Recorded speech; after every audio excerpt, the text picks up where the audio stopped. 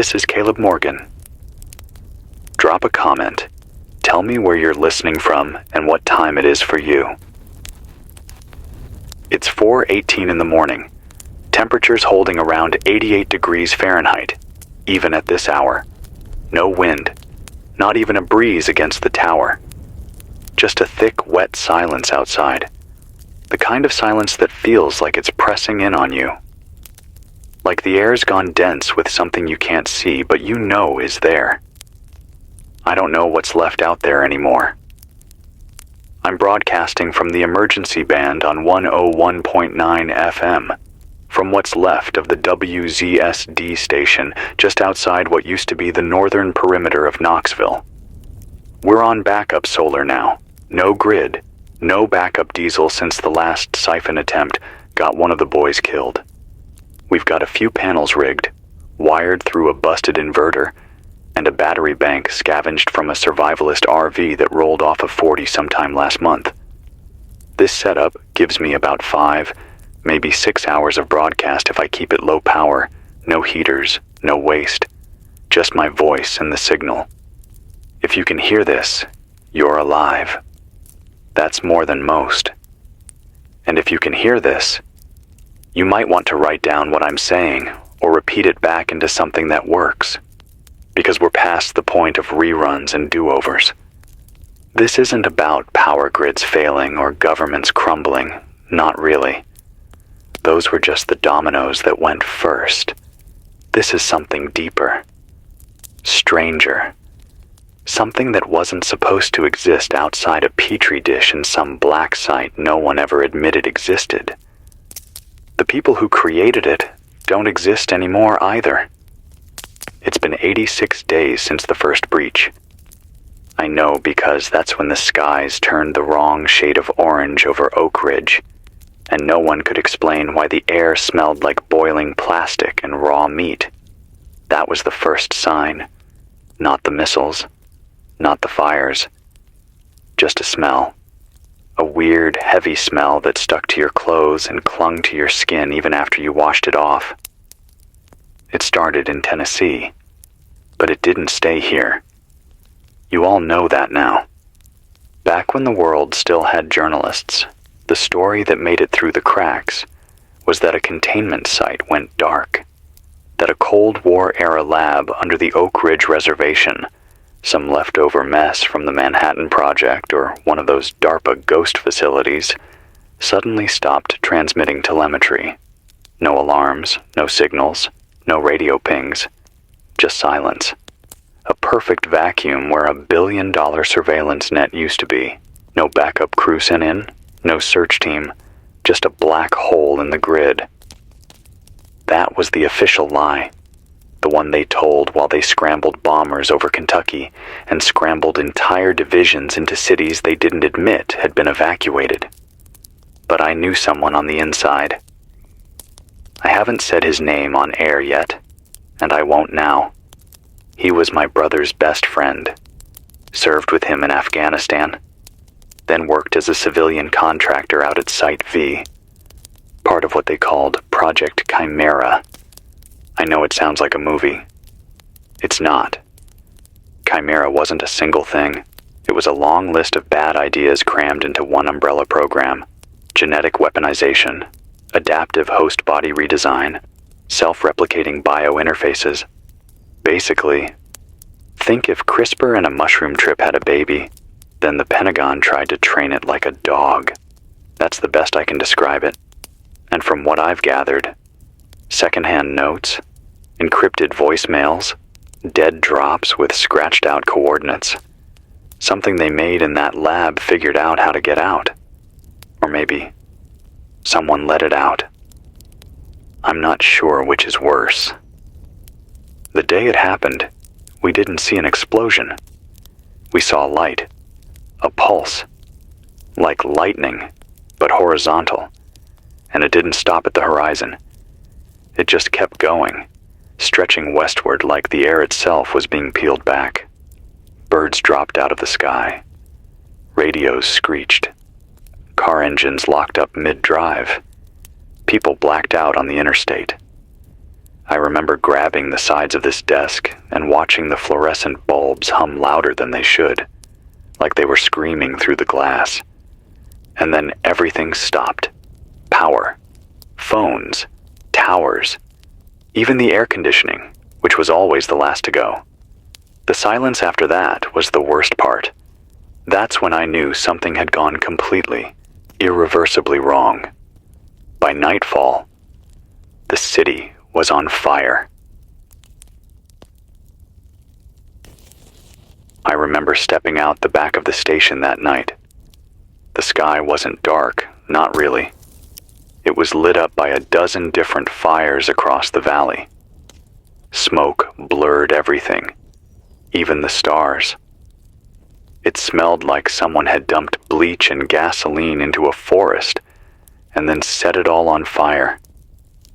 Not like wood smoke, not like a house fire. It was chemical, artificial, wrong. The streets were jammed with cars that wouldn't start. People just abandoned them. You could hear yelling from blocks away, windows breaking, dogs barking themselves hoarse until their voices gave out. The power grid didn't come back. Neither did the internet.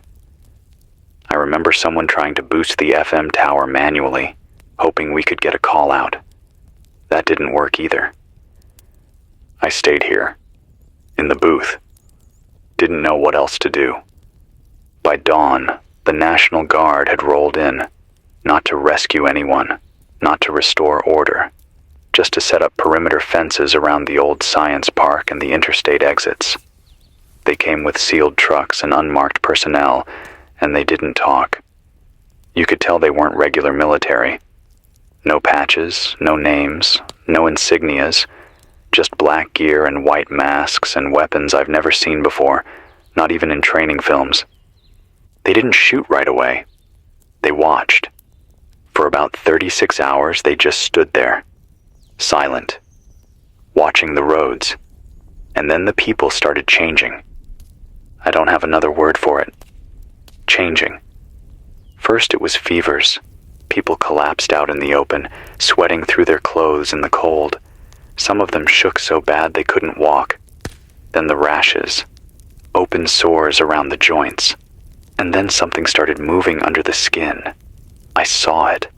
I watched a man named Russell, a mechanic who used to fix my truck, scratch his forearm until it bled, screaming that something was inside him, like wires, like roots. He said he could hear them whispering when it got quiet enough. He didn't make it through the night. The guards started torching whole blocks after that. No medics, no evacuation, just napalm and accelerant. And when people ran, when they fled the fires, they were cut down. No warning shots, just one by one, dropped in the streets like they didn't matter. That's when we knew it wasn't just a containment breach. It was a purge. I found notes later from someone who'd been stationed near Oak Ridge, part of a private team embedded in the response unit. She wrote about something she called Phase 3 phenotype drift. Said the DNA wasn't mutating like normal pathogens. Said it was rewriting itself intelligently, like it had a goal. Said it could identify weaknesses in the host and restructure tissues to survive any known antiviral or autoimmune response. She described it like it was reading us, scanning every cell, adjusting, optimizing. Her last message ended with just 3 words. It wants out. And I think it got what it wanted. We haven't heard from Nashville in 3 weeks, not a single signal. Memphis went quiet shortly after. I got one message, scratched into a canister dropped by drone near Rockwood. It had GPS logs and field data, unmarked, but legit. Said the infection vector was no longer biological in the traditional sense.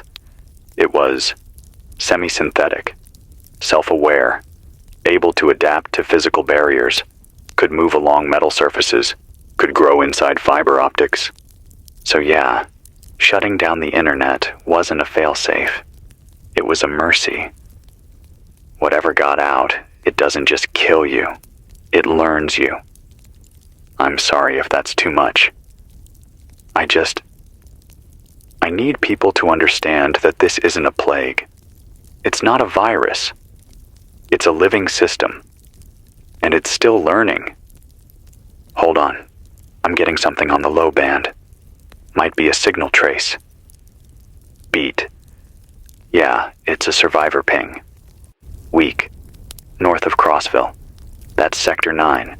If you're out there, if you're broadcasting, try shifting to 101.95. Modulate to short burst every 6 seconds. I'll try to catch your reply on the interval sweep. God, I hope that's someone real. I've been talking to dead air for a week. The backup batteries are down to 24%. That gives us maybe 3 hours of talk time before I have to shut it all off again to recharge. We've only got sun between 11:30 a.m. and 3 p.m. these days. The rest of the sky stays hazy orange. People have been asking what to do, how to survive. Here's what I can offer. First, stop relying on anything with a circuit. Seriously, kill your phones. Don't even try turning them on, not even airplane mode. The signal's dirty now. I've seen what happens when someone turns on an old tablet near an infected zone. Whatever's in the air, it moves faster when it feels data. I don't know how, I don't know why, but I've seen it enough to believe it. Second, store water. Not in plastic jugs, not in filtered Britas. Use sealed glass. Use old mason jars if you have to. The infection seems to thrive in synthetic compounds. I've seen it crawling inside plastic. I've seen it pulse. Glass is safer for now. Boil what you collect. Twice. Even rainwater. Especially rainwater. Third, get away from the cities. I know how that sounds. I know it's not fair, but I'm telling you the truth. Every major population center is already compromised. It's not just the people. It's the infrastructure, the roads, the power stations, the comms relays. They all hosted parts of this thing when it got out. They're infected. Some aren't even safe to walk near. I don't know if it's spores, or radiation, or something worse. But I've watched trees die in perfect circles near old cell towers. Birds won't even fly through the air near those spots. You need to get rural. You need to get analog. And you need to do it fast. That's all I've got for now. I'll be back on the air again around 4 p.m., signal willing. If you're alive, if you're out there, call in on the narrow band. I'm scanning continuously on 143.65 UHF. That's line of sight only, but it's better than nothing. Stay low, stay quiet. Just got back on the air. Power's unstable again. One of the battery connectors cracked from the heat and I had to strip and rewrap it by hand. Burned my thumb doing it. Not bad. Just enough to remind me that I'm still here. The sun's up now, if you can call it that. It's like looking through amber glass. You can't see the sky anymore. Just this low, rust-colored haze that doesn't move. I haven't seen a bird all week. No planes, no contrails, no sound overhead. Just nothing. It's eerie in a way I can't explain. The silence used to be peaceful out here. Now it feels like the whole planet's holding its breath. Got a call in from someone this morning. Didn't catch the name. Voice was cracking, like their throat was bleeding. Said they were in what's left of Oak Hill, West Virginia. Said the hills are growing teeth. I asked them to repeat it, and they just kept saying it. The hills are growing teeth. I don't know what that means. They said something else, too. Said the dogs won't bark anymore. Not because they're gone. They're still there. Just watching. Not barking. just sitting in the driveways, quiet, alert, like they're listening to something we can't hear. And then the call cut out. I checked the wave logs, and there was no origin trace, just static when I tried to pull it back. I don't know how many of you are still out there, but I need you to do something. If you're still clean, if you haven't come into contact with anything synthetic that's been exposed, start keeping track of the wildlife around you. It matters. The birds, the insects, the way they behave, because something's changed in how this thing spreads. The latest theory, if you can call it that, is that the infection isn't just physical, it's behavioral. It watches how you act. It mimics. It learns how to camouflage inside social habits. And that makes sense, doesn't it? If it wanted to survive the purge, it wouldn't just need a body. It'd need a disguise. Something it could wear. Something it could be. People. That's what it learned to wear. I saw it for the first time about 12 days ago. A woman was walking down the center of the highway barefoot, dressed in a raincoat. No shoes. No luggage. Just walking. Her mouth was moving, like she was talking to someone, but there was no one there. I stepped out from behind the barricade with my rifle drawn, and I called out 3 times. She didn't respond, just kept walking. I got within 10 feet of her and said, "Ma'am, I need you to stop."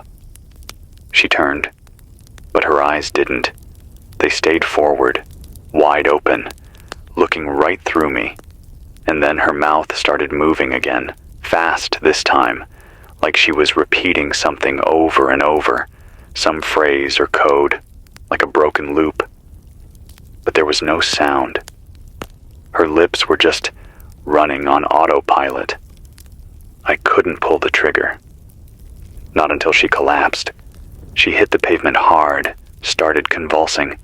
Her skin split open at the joints, like it was tearing itself apart. And underneath, there wasn't blood. There were threads.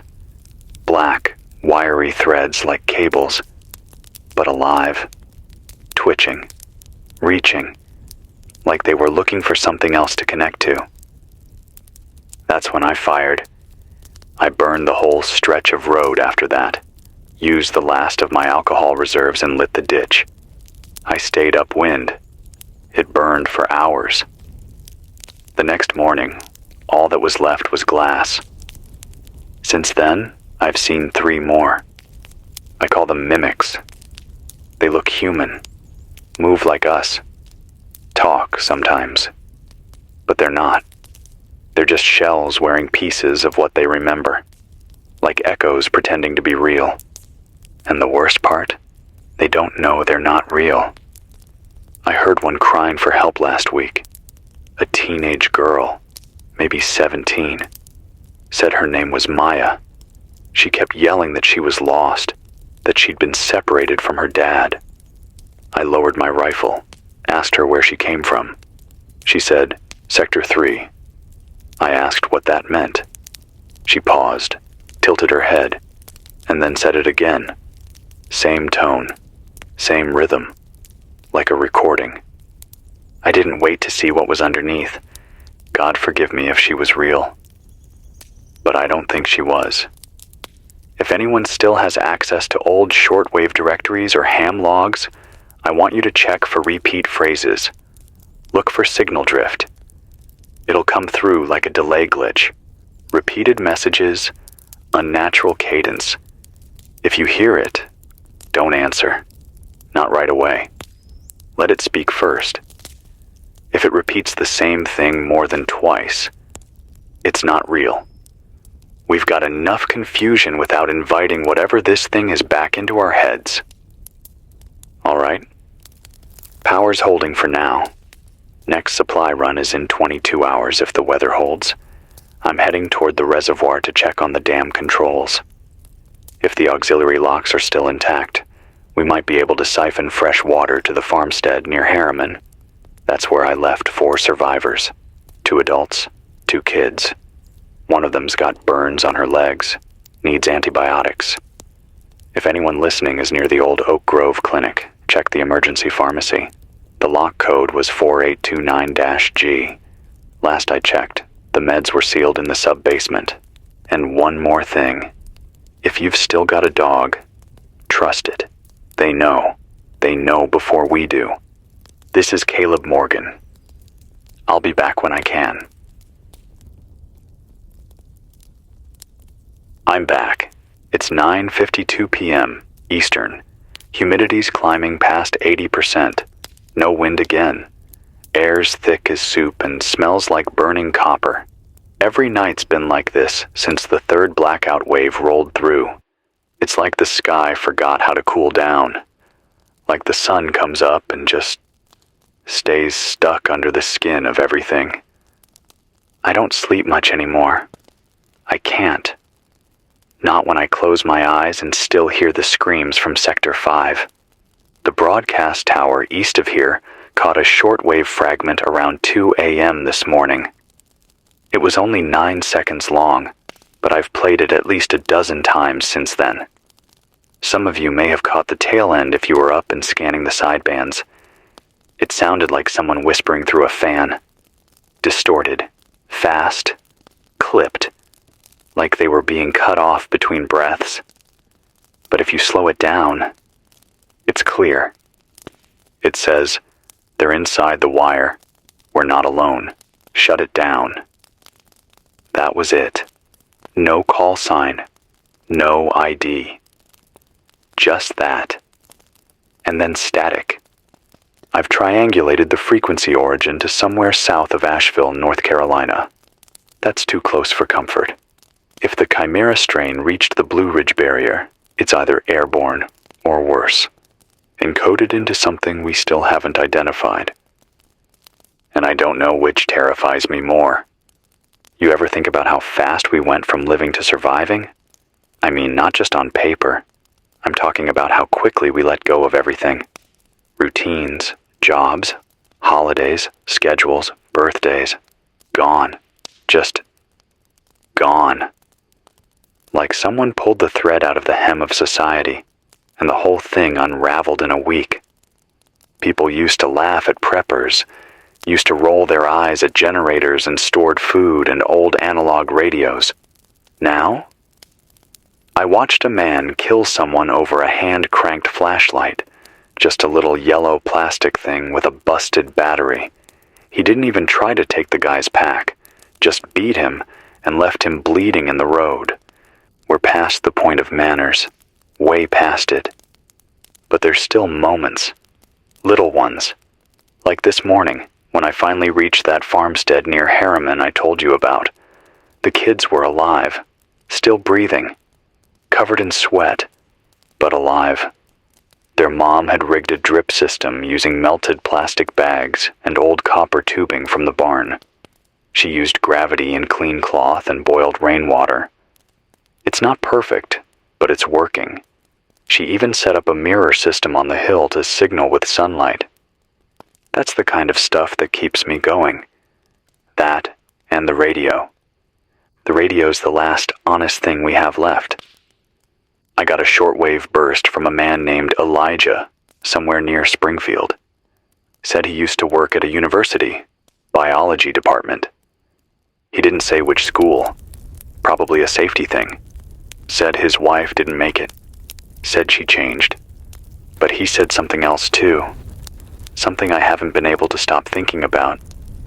He said the Chimera genome isn't just reactive. It's recursive. Said it runs loops, millions of them, on protein configurations, until it finds a structure it can live inside. Then it folds the host around that structure, like paper around fire, like a shell. And once that shape is locked, the original person can't come back. It burns them from the inside out, and sometimes it leaves the shell standing. That's what the mimics are. empty puppets with a smile stitched across their faces. Elijah said, he thinks it's looking for something, not just survival. He called it a convergence event, like it's building toward a goal, evolving into whatever it was designed to become. He didn't say who designed it. I think he was afraid to. I'm trying to get more information. But information's become more dangerous than ignorance these days. Every truth costs something. And some truths you never come back from. I've stopped broadcasting on the national emergency bands. They're compromised. Something's listening. I know that sounds paranoid, but I've seen too many good people go dark right after transmitting on open lines. I only broadcast now on 101.9 FM and mirror on UHF 143.65 short burst. If I don't respond right away, wait 90 seconds, then repeat once. Don't repeat a third time. Ever. If something mimics your signal, I'll know. Still no signal from the Midwest. St. Louis, Des Moines, Omaha. They're all silent. Not even a flicker on the radar sweep. Either the towers are down, or there's no one left to turn them on. And I've heard whispers from the old NORAD remnants near Cheyenne Mountain that there's movement under the crust. Deep movement. Seismic shifts with no tectonic explanation, as if something is growing underground. I don't know what to do with that information. I wish I had more answers for you. I wish I had more hope. But I can still hear the broadcast. I can still tell the truth. And maybe, for now, that's enough. This is Caleb Morgan. If you're alive, stay off the roads after sunset. Avoid anything too symmetrical. If it looks too perfect, it's probably watching you. And whatever you do, don't follow the voice if it knows your name. It's after midnight now, I think. I lost my watch sometime last week. Dropped it when I was crossing the creek by the old train yard. Tried to climb the wreckage too fast and slipped. Shattered the face against a rusted rail coupler. It kept ticking for a few minutes after, even with the crack. Then it just stopped. No warning. No click. Just stillness. That's how time feels now. Like it's watching us from the other side of a cracked mirror, waiting to decide whether we're worth keeping. I found something earlier tonight. There was a bus turned over near exit 342 on what's left of I-75. One of the big charter coaches, the kind people used to rent for school trips and weddings. Half of it was buried in the embankment, the other half split open like a can. Looked like it had been there for a while, maybe since the initial panic. Windows gone, no signs of movement. But there was something written on the side, in ash. Just one word, returned. I don't know what it means. I don't know who wrote it, but I checked the inside. There were no bodies, no bones, just the seats, all perfectly upright, all buckled. That's the part that stuck with me. Every seatbelt was clicked in, every single one, and not a soul in sight. This isn't just death. It's something else. It's an erasure, a folding in, like the world is being written over one sentence at a time. And yet, I'm still here, still speaking. I wonder how long that will last. Earlier tonight, I picked up a signal burst from just north of Lookout Mountain.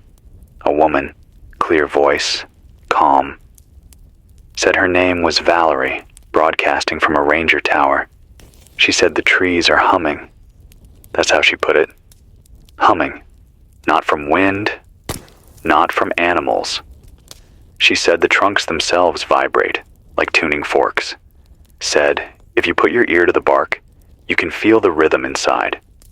almost like a heartbeat.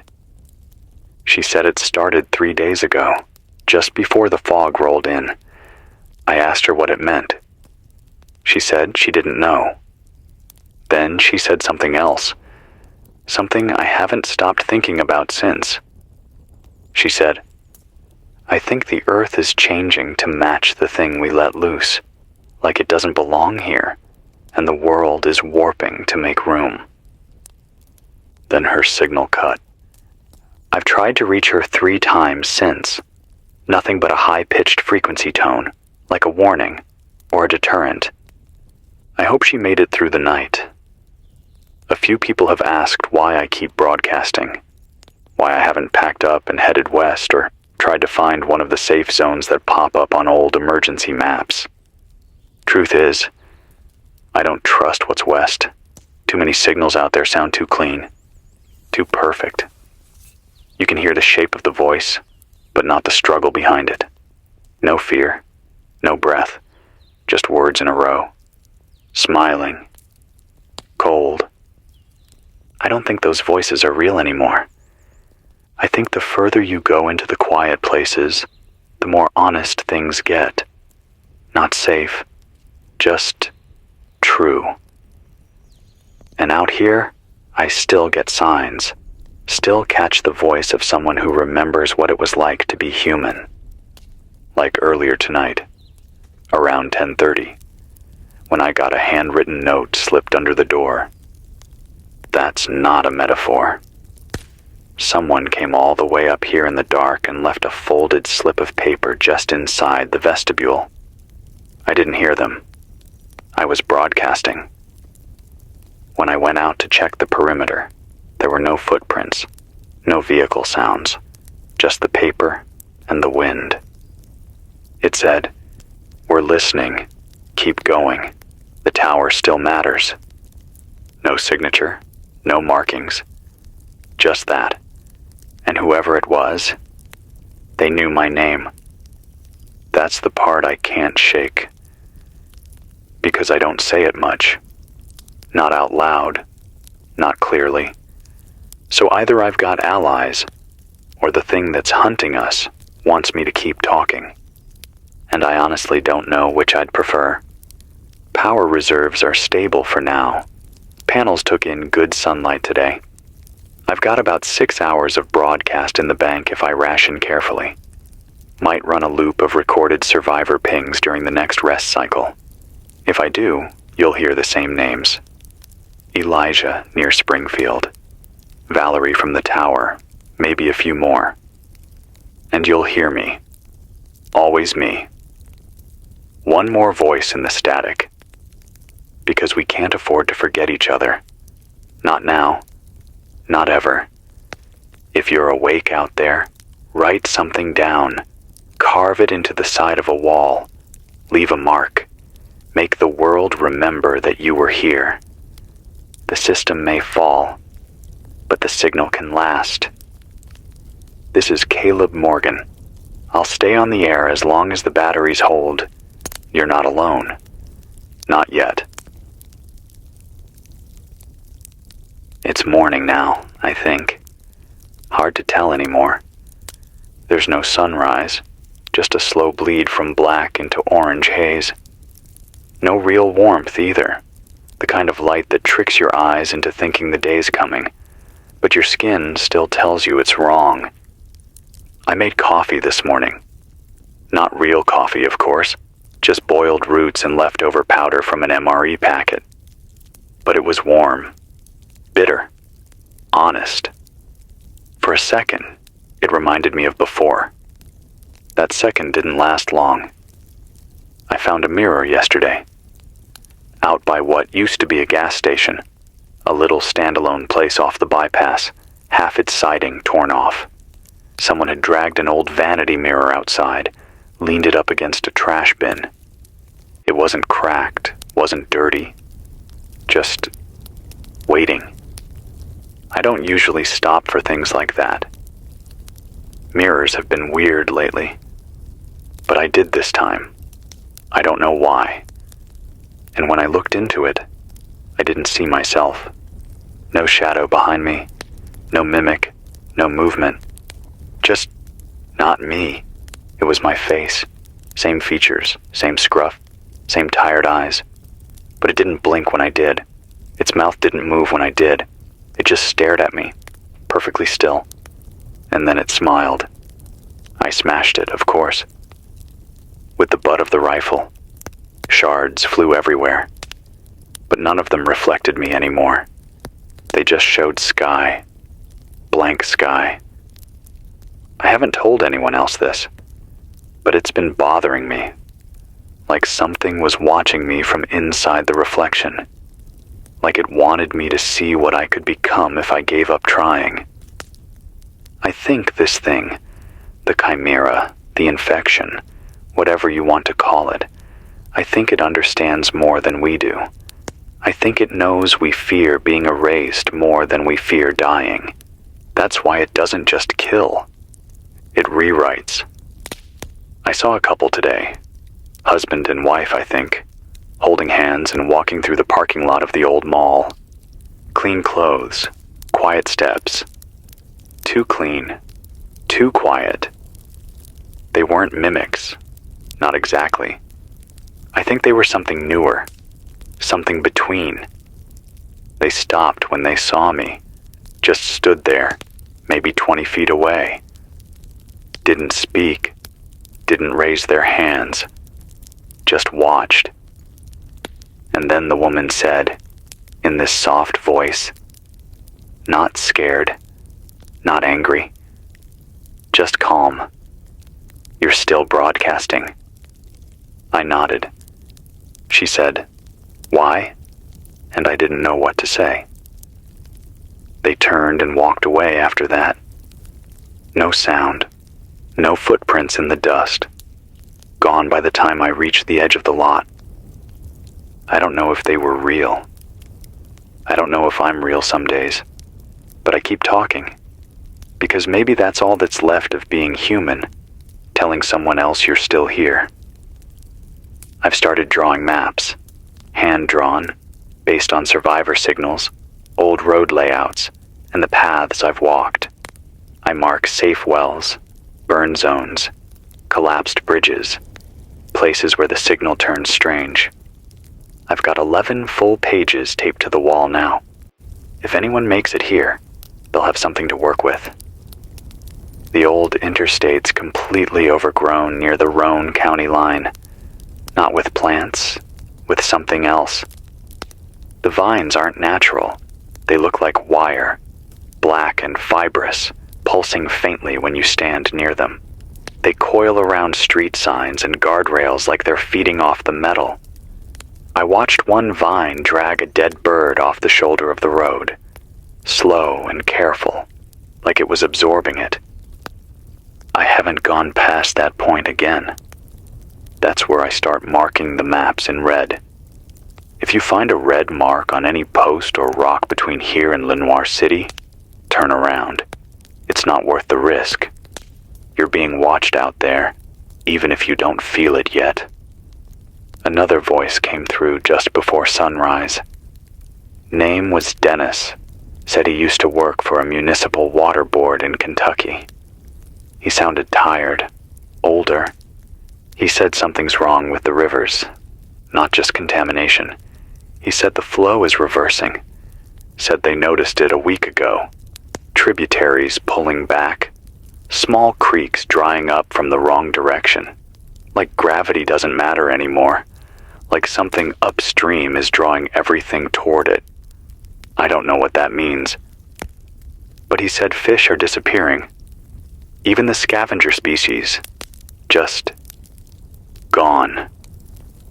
He's heading north, toward what's left of Indiana.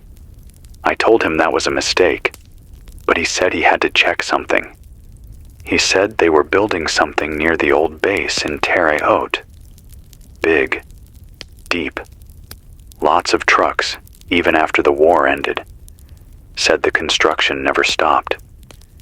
He said he thinks that's where it started, not Oak Ridge. Terre Haute. That's the second time I've heard that name in the last month. If you're near there, stay low. Stay off the roads. And if you see a structure that wasn't there before, don't go near it, especially if it hums, especially if it looks familiar. Some of these places aren't ours anymore. The old world is cracking.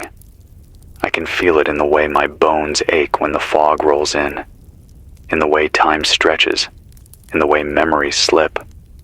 I forget names sometimes. I forget places I've walked only hours ago. But the voice, that's still mine. So I'll keep speaking. Until this thing steals that too. It's nearly evening now. Or whatever passes for evening in a world without sunlight. The haze is darker than usual today. Not smoke exactly. Not fog either. It's heavier than that. Like wet wool pressed up against the glass. The horizon is gone. Has been for hours. You can't see more than 50 feet in any direction. Just shapes. Suggestions. I left the tower earlier to check the emergency relay box by the ridge. It's wired into an old fire line that runs parallel to the station's tower frequency. Redundant now, probably, but I wanted to see if the grounding rods were still intact. They were. Mostly. But something was waiting by the relay station. At first, I thought it was a man. He was kneeling, face turned up toward the sky. Hands laid flat against the soil, fingers dug in deep, like he was praying, or planting something. I called out. No response. I got closer. He wasn't breathing, but his mouth was open, and inside was dirt, packed in, tight. No signs of trauma, no wounds, just a body with soil in the lungs. Like he'd been trying to bury himself from the inside. I left him there, marked the spot, took a compass bearing, and I ran a full disinfect cycle before coming back inside. I don't know if that makes a difference anymore, but the rituals still feel important. Like a line between me and whatever that was. The frequencies are strange tonight. There's a repeating signal on 88.3 FM. Old jazz, distorted and looping. The same 30 seconds over and over. Saxophone warbling through static, then silence.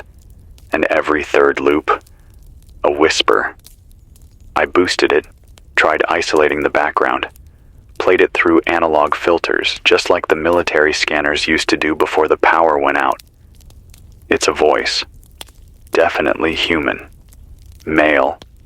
Young. He says, "We are the ones they left behind." Nothing else. Over and over. If anyone out there knows of an 88.3 repeater still online in the Appalachians, check the coordinates. That loop didn't exist a week ago. Something's broadcasting. And it remembers the music. I don't know if that comforts me or terrifies me. Valerie's voice came back for 3 seconds this afternoon. She didn't say where she was. Just one line, whispered like she was afraid of being heard. Don't trust the voices that call your name after dark. Then static. Her signal was wrapped inside a military channel, an old encrypted band from the Homeland Alert Network. That's not supposed to be reachable. Not from a ranger tower with solar panels and hand-spliced wiring.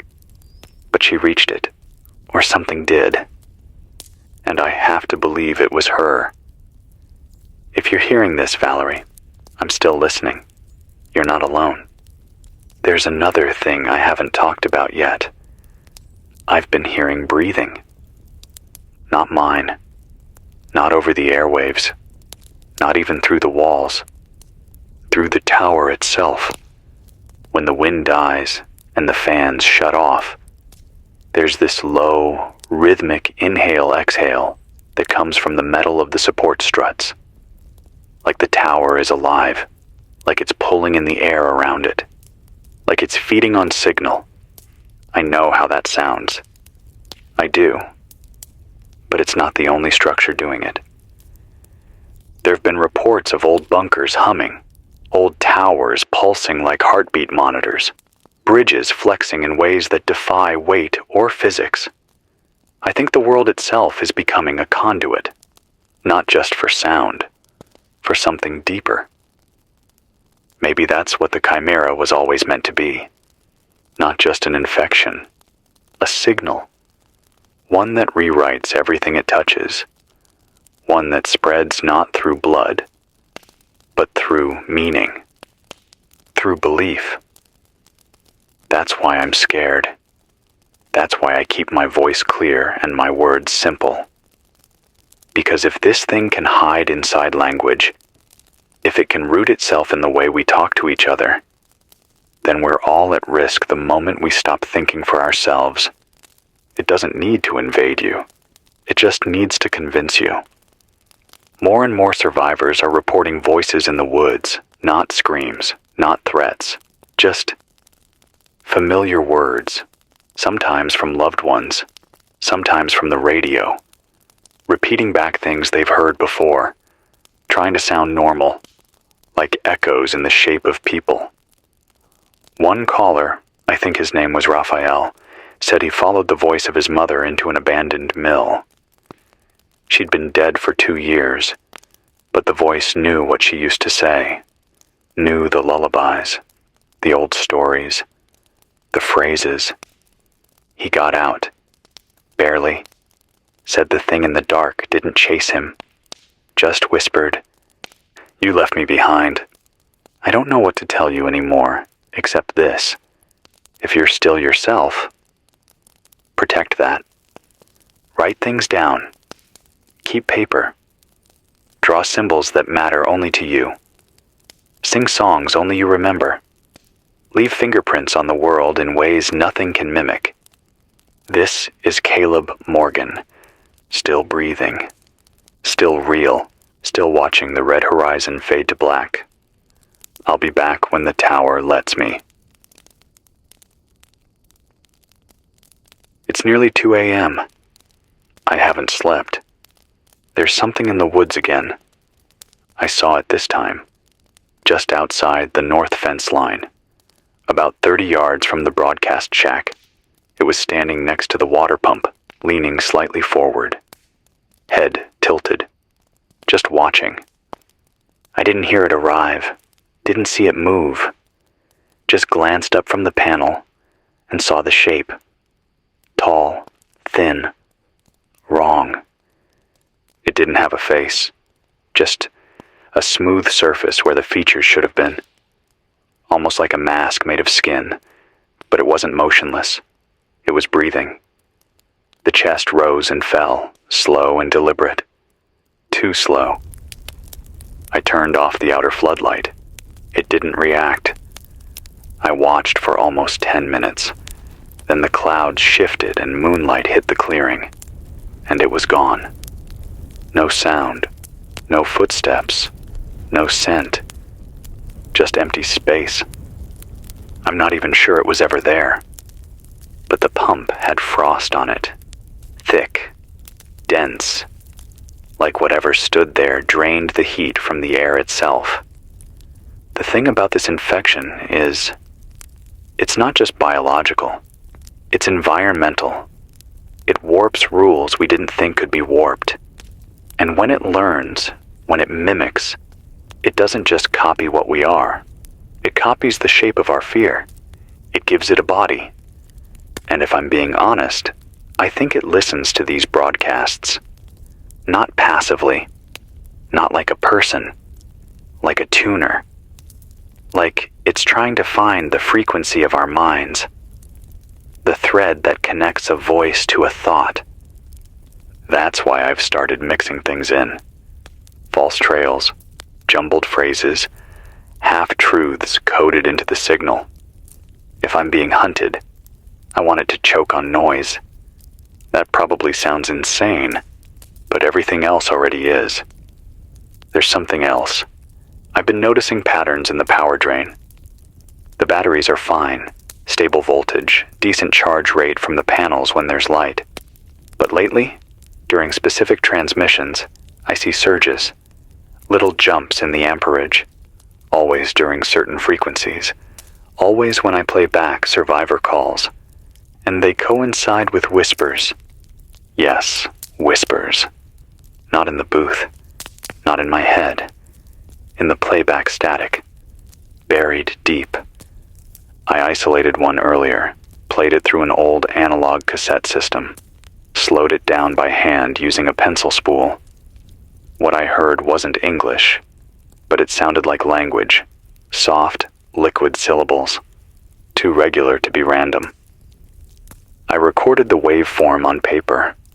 I don't trust digital storage anymore.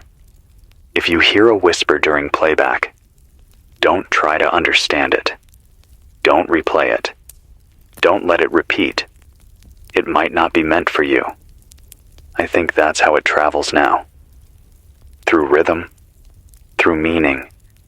Got a call from a girl outside Knoxville. I won't say her exact location in case someone, or something, is listening. She said her name was June, maybe 13 or 14. Said she's alone. Her mom walked into the woods and forgot how to walk back. That's how she said it. Not that she disappeared. Not that she died. She forgot how to walk back. June's been keeping a fire burning every night. Keeps it low. Said the flames hum if you listen close. Not loud, not scary, just low and steady, like a heartbeat. She asked me if the world's ending. I didn't know what to tell her. I wanted to lie. I wanted to tell her it's just a storm, just a hard time that'll pass. But I couldn't, so I said, "The world we had is gone, but you're still here, and maybe that's enough to make something new." She didn't say anything for a while after that.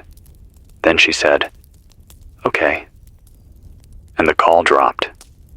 If anyone out there hears this and you're within 20 miles of Knoxville, look for a low fire, maybe near the western edge.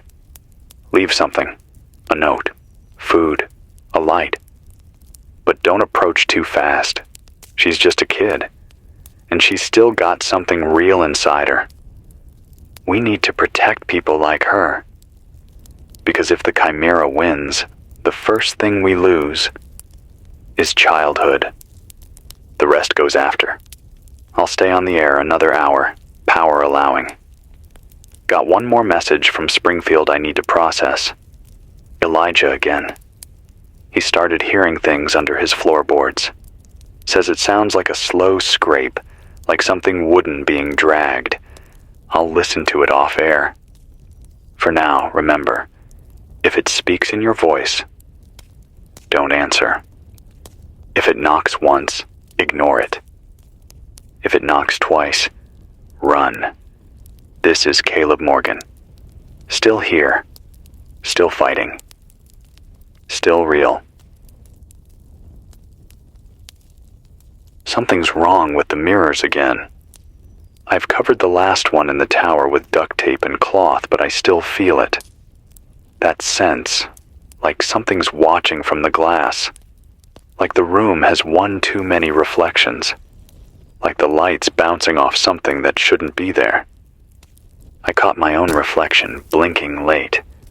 A full second late. That was 2 days ago. I haven't looked since. The static's thicker tonight, coming in waves. There's no storm outside, but the signal keeps dipping and rising like the air's breathing. I've adjusted the gain 3 times already. Still no stability. That's happening more. Frequencies bending around corners. Voices arriving before I transmit. Last night I caught my own voice on delay, but I hadn't played a recording. I was live. And yet, there it was. Me. From 15 seconds ago. Saying something I don't remember saying. It's messing with memory now. I don't just mean confusion. I mean edits. Conversations shifting. Journals changing. I wrote down a phrase this morning that I know I didn't write. We were meant to join, not survive. It was in my handwriting, right next to yesterday's transmission log. I don't know how long I've got before it starts getting worse. Before I forget something important. Before I forget who I am. That's why I've started carving my name into the wall every night before bed. Caleb Morgan. Caleb Morgan. Caleb Morgan. Just in case I wake up with someone else's voice in my mouth. The good news, if you can call it that, is that I've made contact with another cluster. 5 people, maybe 6. South of Sweetwater, holed up in a church basement that still has a working well and a vent system. They've been surviving on stored communion wafers, canned beans, and a root cellar full of pickled vegetables. It's not much, but they're alive. They've been hearing the voices too. Said they come through the drain pipes late at night.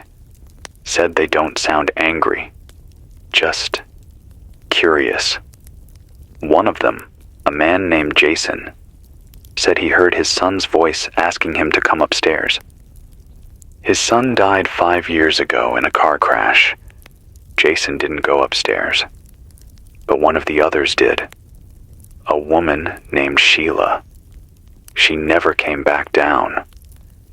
When they searched the chapel the next morning, they found a trail of water footprints, like something had crawled up from the baptistry. The prints stopped at the stained glass, and on the glass was a handprint on the outside. The chimney stack's acting strange now. It shouldn't be pulling smoke. I haven't burned anything, but the flue is warm. I think something's using it. I've sealed it for now, but I don't trust it. I don't trust much anymore. The animals are gone. Not dead, just gone. The squirrels, the birds, the raccoons that used to dig through the trash, they've all vanished. The only thing I've seen in the last 48 hours was a single coyote staring at the tower from the field. It wasn't moving, just watching. Then it turned and walked into the fog. I haven't seen it since. Someone left a can of peaches at the door. No note, no noise. Just the can, perfectly placed, like it had been measured. The label had been removed. The top had been cleaned with something caustic, maybe bleach. I didn't need it, but I kept it. Maybe as a reminder that something still knows where I am, or maybe that someone still cares. Both ideas scare me for different reasons. If you're hearing this, and you still feel like yourself, hold on. Write letters you'll never send. Whisper your name before you sleep. Memorize a song no one else knows. Do something irrational. Something human. Because this thing, it doesn't improvise. It copies. It echoes. And it learns faster when we get quiet. Don't let it fill the silence. This is Caleb Morgan, signing off for now. I think time's starting to bend. That's not a metaphor, not a symptom of sleep loss. I'm watching the seconds loop, the radio clock. I've got it synced to a winding mechanism, manual, built into a solar casing. Not connected to the grid, not digital, nothing artificial. And still, the hand ticks, and then reverses. Like something's pressing rewind on reality, 3 seconds at a time. This has been happening for an hour now. The audio logs have gaps where I didn't stop recording. And the analog tapes, I have 4 of them, all labeled and marked, are starting to overlap. Voices from days ago layered under today's static. I just heard June again, the girl near Knoxville. But this time, she didn't say anything. Just breathing. Long, slow breaths, like she was underwater. Followed by a single knock.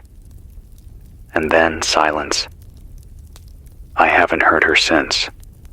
I think she's still alive. I need to believe that. A new signal broke through around 3:20 this afternoon. Stronger than anything in the last 2 weeks. Origin came from somewhere outside Helena, Arkansas. Voice was filtered through old CB radio gear. Man named Colin, truck driver, or used to be. Said he'd been living inside his rig for 31 days, sleeping in shifts, filtering rainwater through denim and sand. He said he saw something up the riverbank. Said it looked like a person, until it opened its mouth and let out a flock of birds. Blackbirds, hundreds of them, like they were hiding inside it.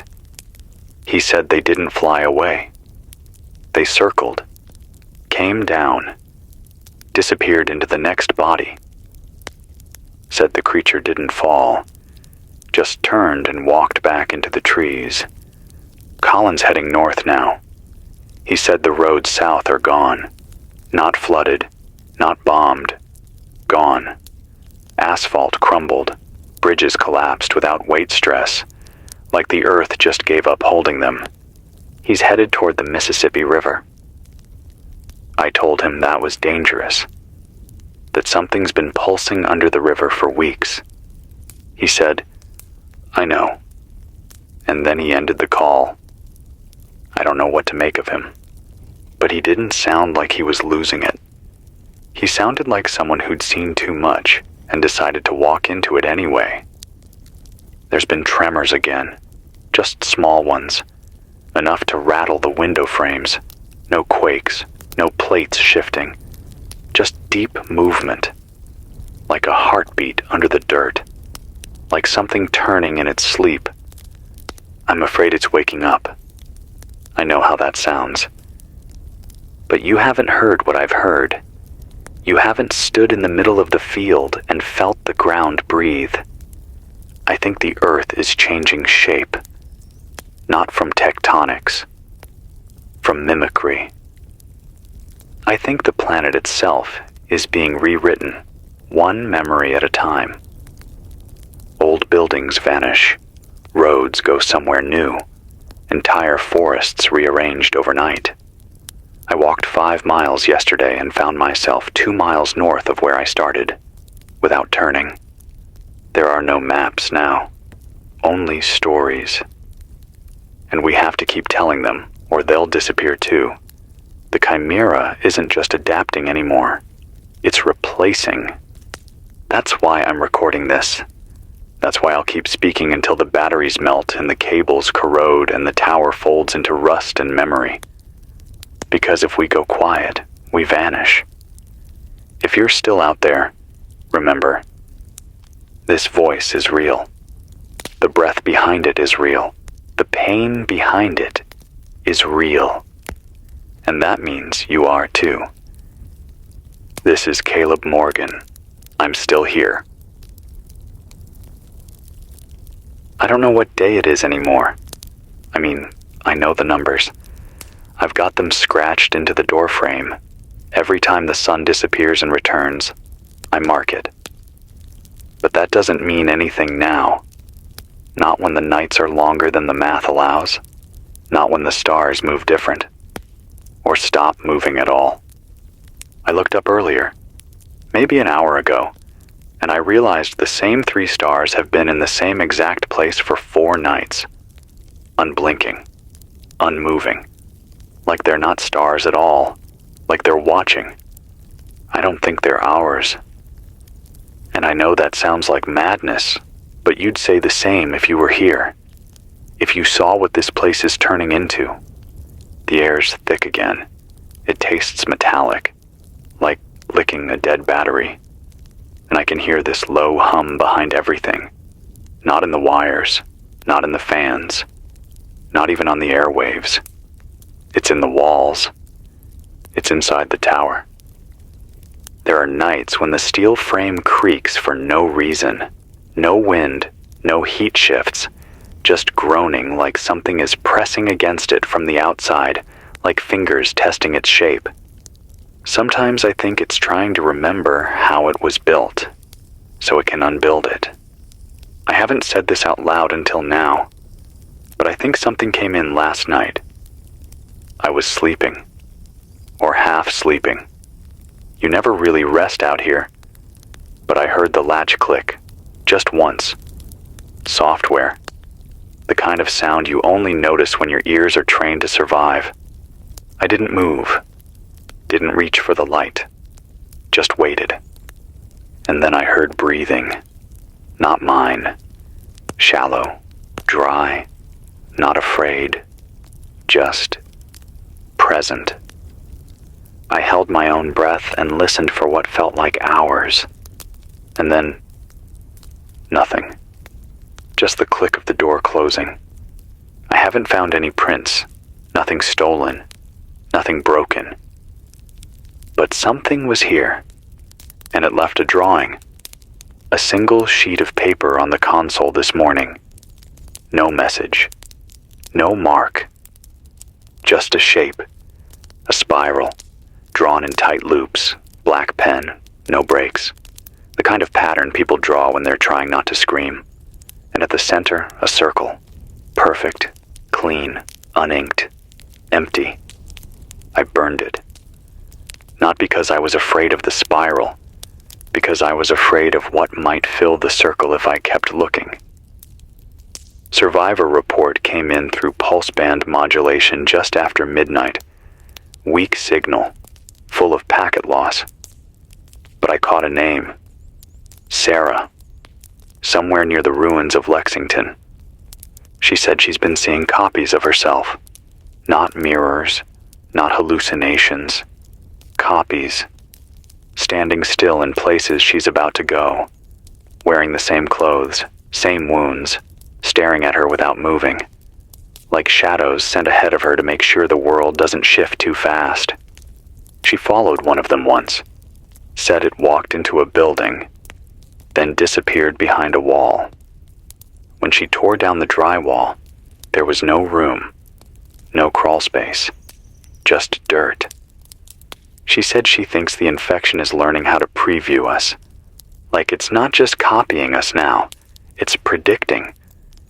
And I can't stop thinking about that, about the idea that it doesn't need to kill us if it can just run ahead of us, if it can act in our place long enough. Maybe we'll stop trying to live. Maybe we'll forget that we ever did. I've started tying bells to the stairwell. Old brass ones. No circuits, just metal and rope. It's not much, but it's something I can hear that doesn't lie. There's still no word from Memphis. No word from Little Rock. The river signals are fading. And the soil here feels too soft when I step on it, like it's been turned over recently. But I haven't dug. Not yet.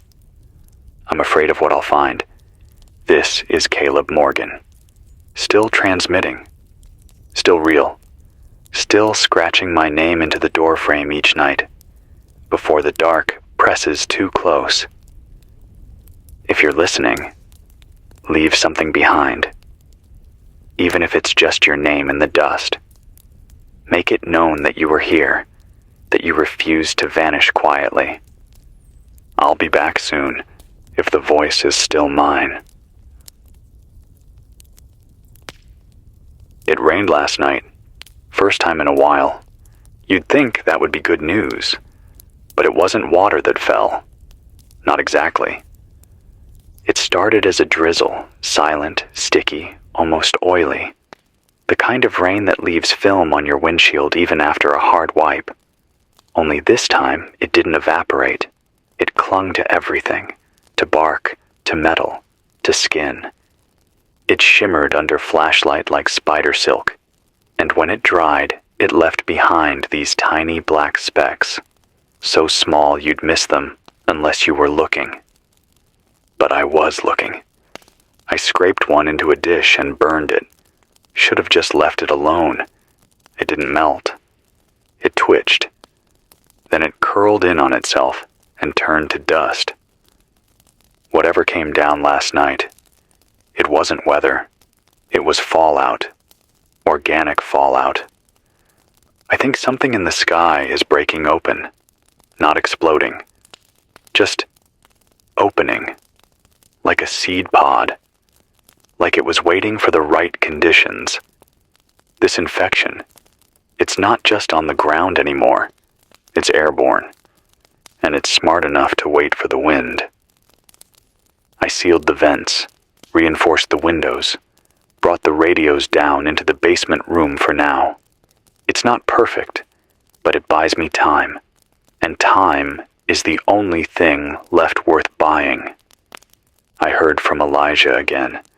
He's still alive for now. His signal's weaker.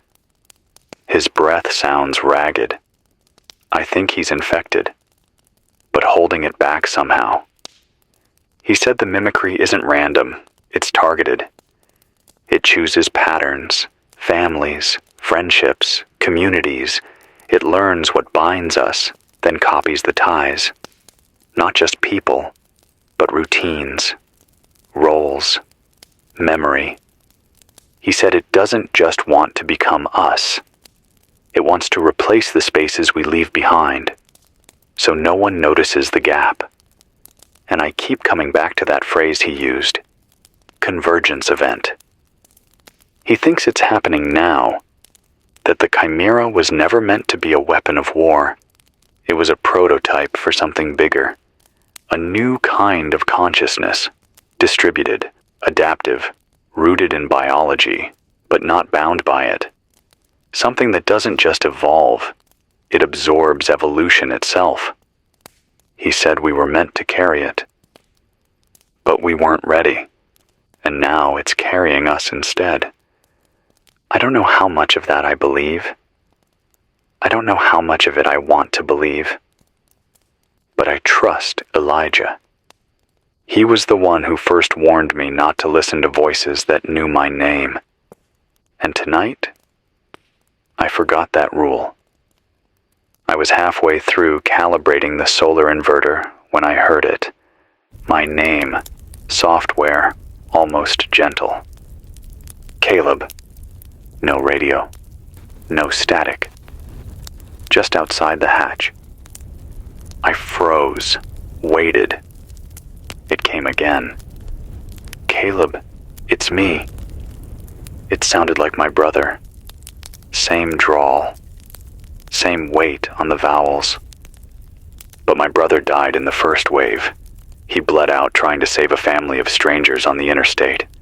I buried what was left of him myself, wrapped in tarp. No ceremony, no cross, just stone and silence.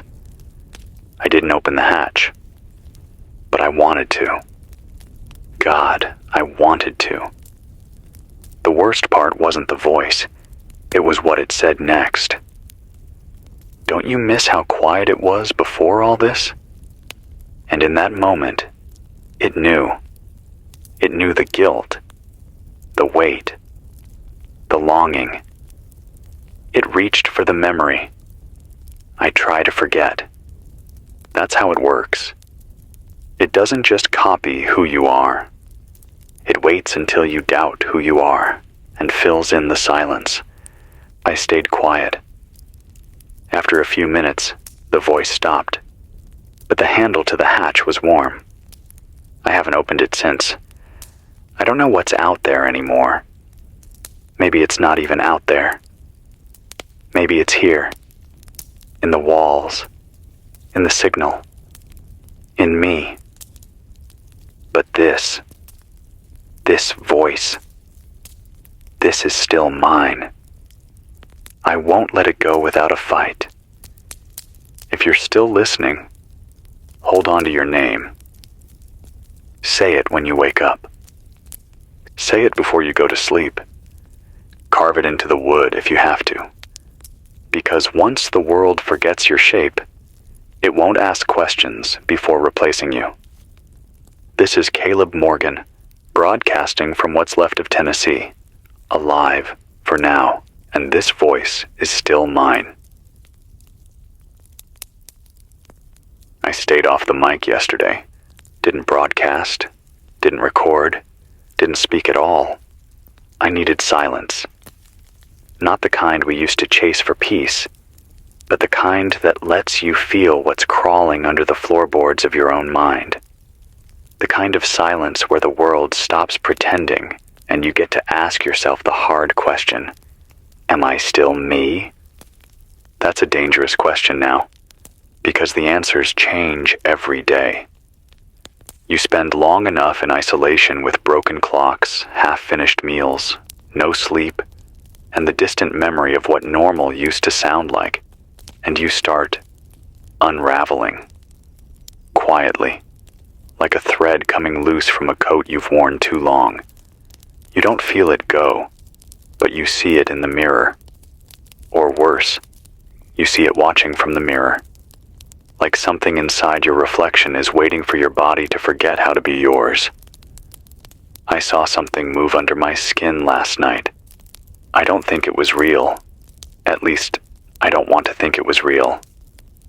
I caught my reflection in the rain-glossed window by the stairwell, the kind that's always just slightly warped from age and humidity, and I swear I saw something twitch along my jawline. Not muscle, not vein, something independent, something that didn't belong. I turned the flashlight on my face, held still. Nothing. Just stubble and the ache of sleep deprivation. But I couldn't shake the feeling that something was testing the controls, like a second pair of hands waiting for me to get tired enough to let go. And maybe that's what the Chimera really is. Not a parasite, not a virus, a slow erosion, a rehearsal, an invitation. Because this thing, it doesn't take over all at once. It waits, patiently, in thought, in grief, in boredom. It watches how long you can stare at a wall before you start whispering to yourself. It waits for the moment you catch yourself humming a song you don't remember learning. It hides in the lull. And then, it becomes the lull. I spent the last 2 days digging up a drainage ditch behind the east perimeter fence. It's an old trench line from when this tower used to be part of a Cold War comms post, back when we thought the end of the world would come in fire and sirens, not fog and forgetting. I found an old plastic storage crate buried under rusted fencing and clay. Inside were documents, mostly torn, mostly unreadable, but one stuck out. An unmarked envelope sealed with wax. No insignia. Just thick paper and this overwhelming scent of mold and formaldehyde. Inside, 5 photographs. Black and white. Glossy. Each labeled in pencil. Handwriting sharp and fast, like someone was documenting in a hurry. The first photo was of a room. Metal walls, surgical table. Something organic spread open under lights that don't belong to any civilian hospital. Label, Phase 2 exposure, still aware. The second, a child's face, eyes blacked out, mouth sewn shut with filament. Label, mimic failure, incomplete cognitive overlay. The third, a tree, split at the trunk, leaking what looked like wires. Label, Chimera vector synthesis test, biosilica interface. The fourth, a man standing at the edge of a crater, arms outstretched, back covered in raised branching scars. No label. The fifth, I almost didn't believe. It was a photo of this tower, taken from the tree line, same angle as the one I just used for the emergency reflector, same structure, same rust pattern. Only, the photograph was dated 6 years ago.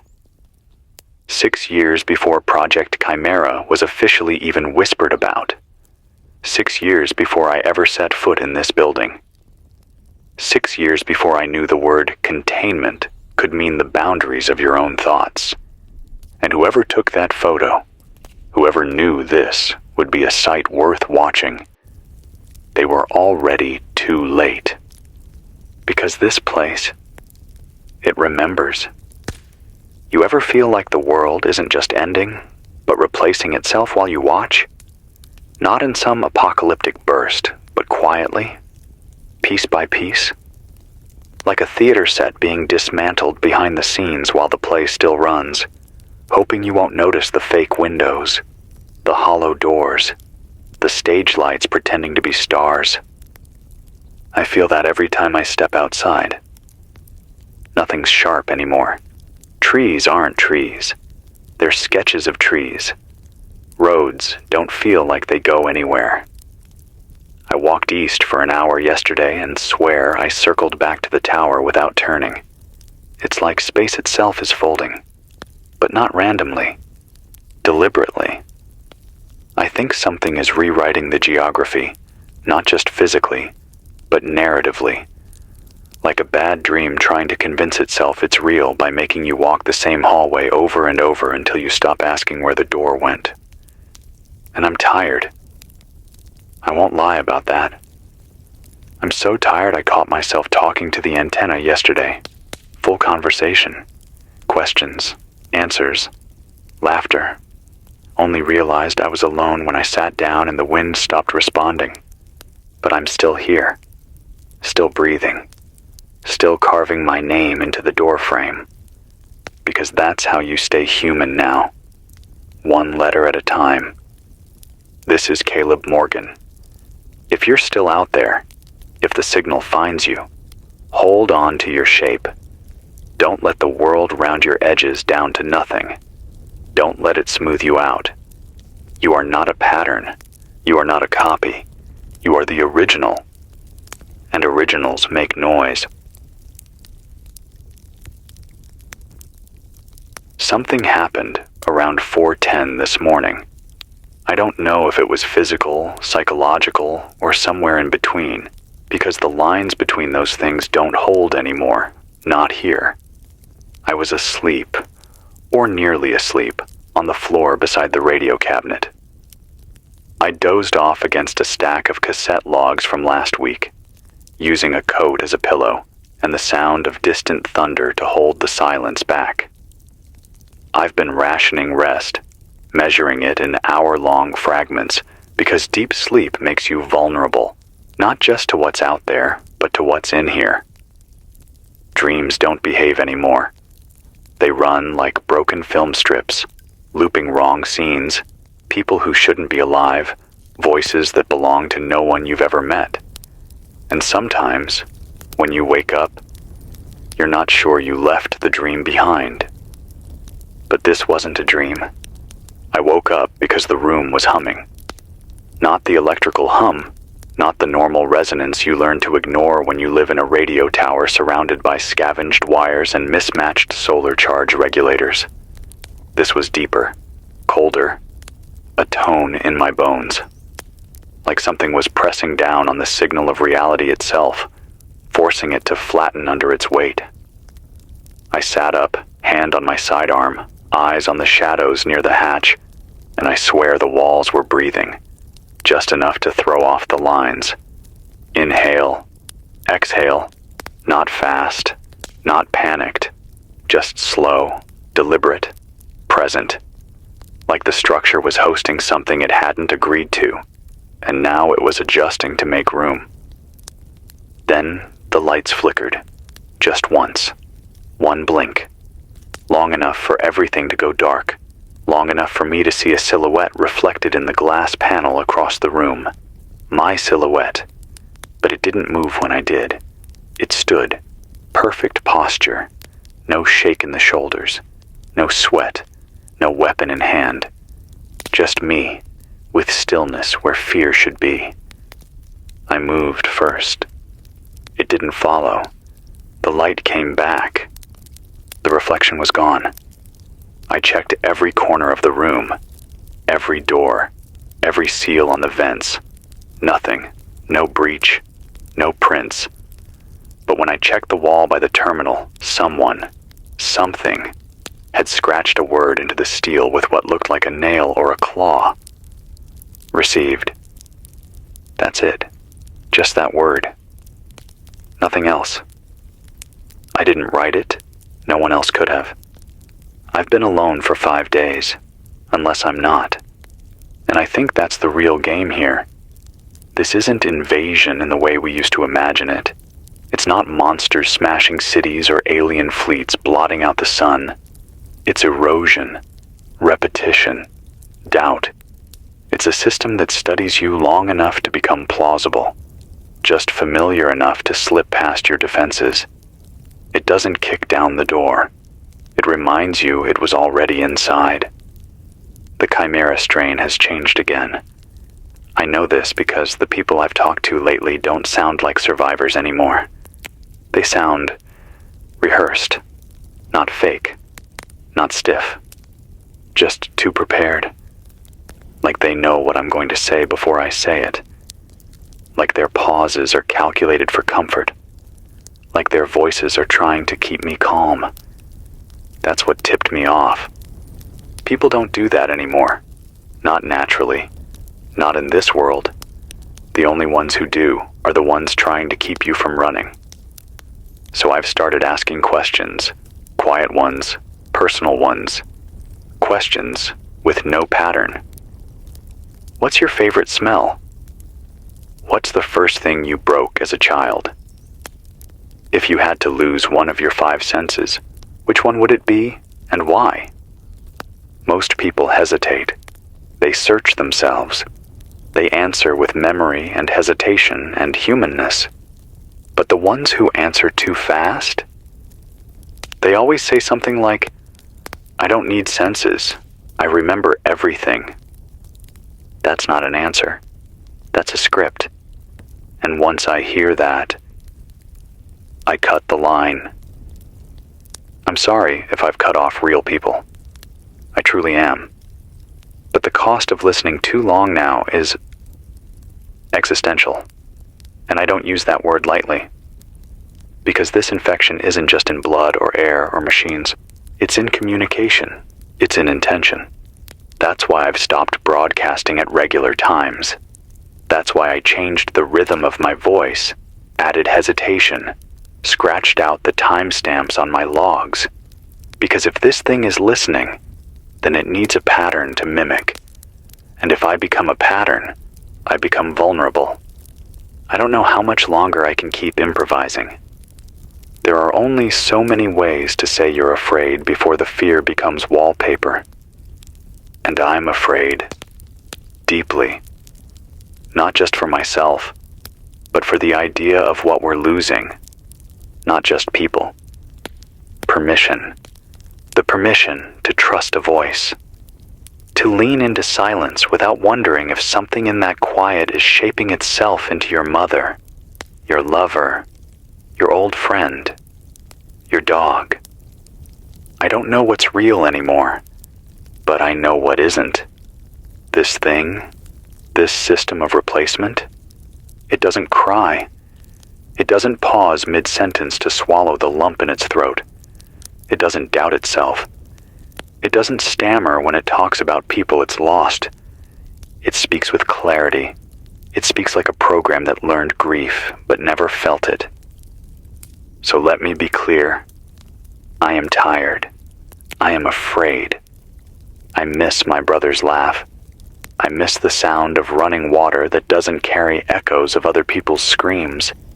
I miss the feel of my own heartbeat when I wasn't measuring it for signs of something else taking over. I miss knowing when I was alone. But I'm still here, and that means you're not alone either. This is Caleb Morgan, and I am not a voice in your head, not yet. I've stopped counting how many days it's been. There was a time I kept meticulous track, scratching tallies into the metal panel near the stairwell, logging sunrise and sunset even when neither made much sense anymore. I'd use an old compass, measuring the light through the broken slats of the window, thinking I could impose order on something that had clearly moved beyond it.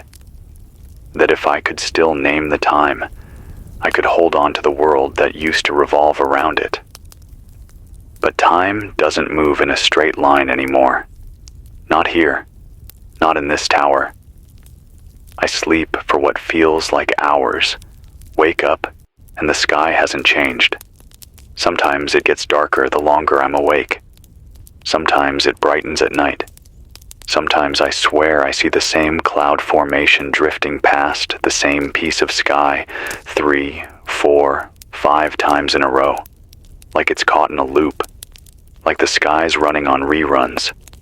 And what terrifies me more than anything is the possibility that it's not just the world that's looping. Maybe I am too. Maybe I've said all of this before.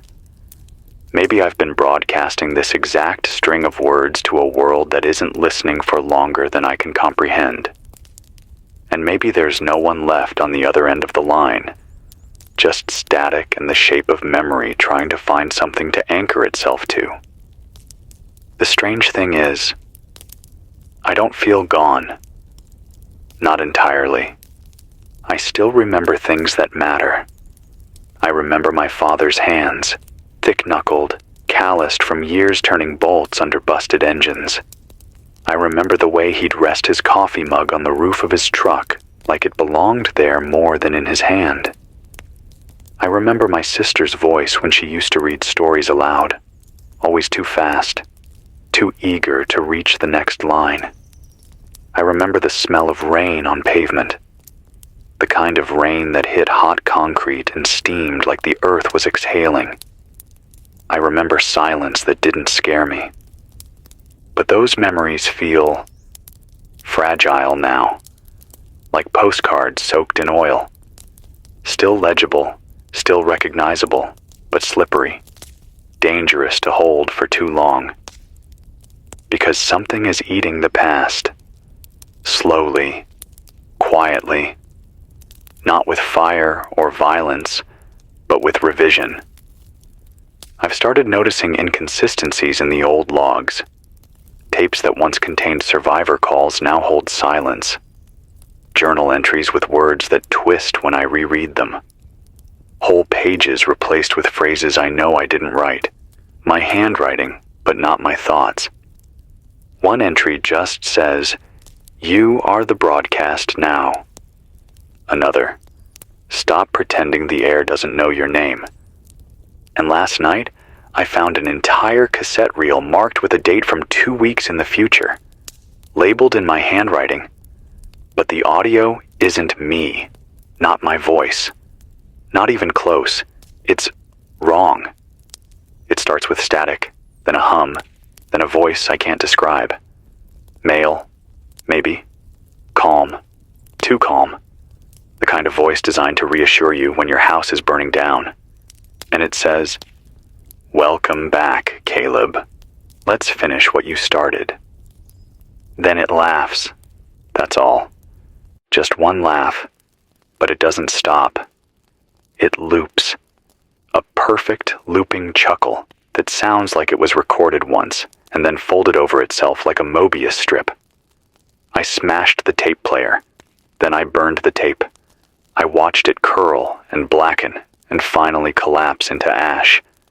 But the laugh's still in my head, faint, like a frequency I can't detune from. I haven't turned the backup radio on since. I don't want to know if it's broadcasting from inside the walls now. The truth is, I don't think this is a fight we're meant to win. I don't even think it's a fight. I think it's a transition. And the ones who vanish first, the ones who stop resisting, they're the ones who already felt hollow inside, the ones who were looking for something to fill them. The Chimera doesn't conquer. It seduces. It finds your deepest wound, kisses it gently, then replaces the parts of you that you're too ashamed to love. It doesn't say, "Obey me." It says, "Wasn't this always who you wanted to be?" I felt it. In my worst moments. When I haven't spoken for hours, when the cold sets in and the power won't charge, and I'm staring at my hands wondering if I've always had this many fingers. There's a voice, just behind the heartbeat, a whisper that says, "Let go. You've done enough." And sometimes, I want to. God, I want to. But then I hear something else, something human. A child's laugh, a cry on the shortwave, the scrape of a boot over gravel that doesn't match any known footstep loop, the sound of mistakes, the kind only real people make. And I know I'm not alone. Not yet. That's what matters, not truth, not science, not resistance. Presence. If you're out there, if you're still you, make noise. Not just words, not just this broadcast. Noise, real noise, offbeat rhythms, bad guitar chords, sing out of tune, bang pots together, break pattern, break predictability, prove you're not part of the algorithm. The Chimera's greatest weapon isn't infection. It's consistency. And we're not built for that. We're built to change, to fail, to try again. That's what makes us alive. So if you hear this, and if you're still breathing, don't be quiet. Not tonight. This is Caleb Morgan, and I am not ready to be erased. The sky has stopped moving. I don't mean the clouds. I mean the sky itself. I stepped outside around what should have been dawn, and the stars were still there, fixed, sharp, far too bright for the hour. Orion suspended exactly where I left him last night, like someone pressed pause. No color shift, no gradient, no evidence that this world is still orbiting anything at all.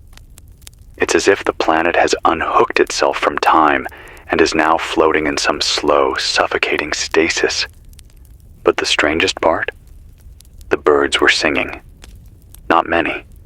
Just 2 or 3 species, familiar ones. Robins, a blue jay, something that sounded like a finch. Their calls were clean, regular, unbroken, too unbroken. I stood there in the dark blue stillness for nearly 20 minutes listening, and they never varied. The pattern never changed. Every 5 seconds, a trill, then a pause, then the same trill. No flutters, no improvisation, no shifts in tone, just perfectly repeating audio, as if someone was looping a field recording and broadcasting it into the trees. I threw a stone toward the branches. The sound stopped instantly. Silence returned. Not natural silence, not the kind that holds breath or makes room for wind, but the kind that waits, the kind of silence that has already heard what it needed and is now measuring you, wondering what you'll do next. I didn't stay long after that. Back inside the tower now, still shaking a little. Not from fear exactly, more like disorientation. Like I stepped through a version of the world that wants to seem normal just long enough to convince me the nightmare was a hallucination, and I almost believed it. That's the danger, the real danger, not the mimicry, not the infection, the comfort of false normalcy, the temptation to give in to the parts that still feel familiar, even when they're hollowed out. It's like watching a film set after the actors have gone. The chairs are still arranged, the cups still steaming, but the people? Gone. And whatever's left is just scaffolding, a scene that doesn't know the story anymore. And I keep wondering if I'm the last one left who remembers the story, or if I'm just the last character that hasn't been recast yet. Earlier tonight, I tried to listen to one of the old emergency band recordings, tape from day 6, back when we still thought this was just a containment failure. There was this scientist, Dr. Cassandra Rourke. She was with a DARPA subcontractor working out of one of the Midwestern black sites. Never said which one, but I remember her voice. She sounded like someone trying very hard not to sound terrified. Calm, clinical, measured, but you could hear it behind her phrasing, the way she clipped her S sounds, the pauses between numbers. You don't fake that kind of tremor. That's the sound of someone trying not to say something she knows she can't ever unsay. Tonight, when I played the tape, her voice was different. Still hers, but altered. Not digitally, not corrupted, more like rewritten. Like the syntax had been pulled through a sieve and reassembled by something that only half understood English. Every sentence had the right words, but the wrong intention. She said, "Biology is no longer the primary substrate. Thought has memory. Memory has density. Density can be folded. Folded memory can be placed." I didn't know what that meant at first. Then she said something else. "The signal is using empathy as a carrier wave." That hit me like a brick, because if that's true, if this thing is using our need to connect, using our very instinct to comfort, to respond, to broadcast, then every time I open this mic, every time I speak, I might be doing exactly what it wants. But here's the thing. I don't think silence is the answer either, because I've heard what grows in the silence. I've heard my name whispered in voices I love. I've seen hands reach out in the dark that didn't cast shadows. I've watched entire memories replay themselves on the backs of my eyelids, frame by frame, until I could no longer remember if they were mine. So no, I won't be quiet. Not yet. Because maybe this voice right now, isn't just an echo waiting to be devoured. Maybe it's resistance, not against the infection, but against replacement. I can't stop the chimera. I'm not naive. I know what it is now. Not a virus, not a monster. A system. A recursive, adaptive system that repurposes identity itself. Language, memory, spatial orientation, even moral instinct, not by force, but by making you forget what it meant to not be part of it. That's the real extinction, not death. Forgetting. Forgetting what it meant to be confused, to laugh when something caught you off guard, to feel disappointment, to trip, to bleed, to regret, to hope, to miss someone. That's why I keep carving my name. That's why I whisper it before I sleep. Because if this voice ever stops being mine, if it ever starts sounding too clear, too perfect, too even, you'll know it got me too. Until then, I'll keep talking. Not because I know how this ends, but because I want someone, anyone, to remember that there was a man in a tower in what used to be Tennessee who refused to let go of his voice even when the sky stopped moving. This is Caleb Morgan. I remember my name. I remember the sound of real birds. And I remember what it feels like to be afraid, which means I'm still human. I found a photograph today, pressed between the pages of an old field guide to edible plants I've kept near the transmitter, something I salvaged from a ranger's outpost months ago. I hadn't opened it in a while, not since the pages started warping from the heat and moisture. But I was trying to check whether cattail roots were still safe to boil in regions where the ground pulses after rainfall. They aren't. Not anymore. The roots in question were lined with black filaments, thin, like plastic hair, twisting through the starch as if the plant had been rewired from the inside. Anyway, the photo. It was folded once, perfectly in half, and when I opened it, I saw 5 people standing in front of a chain-link fence, smiling, ordinary. One of them was me. I don't remember when it was taken. Don't recognize the other 4. But there I am, middle of the frame, arms slung around a man with a cigarette in his mouth and paint on his sleeves. Behind us is a sign, faded but still legible. Authorized personnel only, Chimera Observation Unit 3. I never worked for Chimera, not directly. I was a broadcast engineer, contracted for emergency relay systems. I was supposed to repair towers, not witness the apocalypse from inside one. I've never been to an observation unit. At least I didn't think I had. But in that photo, my face isn't surprised. My smile isn't forced. I look like someone who belongs there. I stared at that photo for a long time. Too long. Because a thought crept in. Quiet. Careful. Like all the dangerous thoughts do now. And it asked, what if you just don't remember? What if the reason I recognize the wiring pattern of the adaptive antennae system outside is because I built it? What if the reason I knew to reroute the battery bank through the inverter's low-voltage bypass isn't just experience, but muscle memory? What if I was part of it? What if I am part of it? That's the kind of thought you don't chase, not unless you're ready to fall.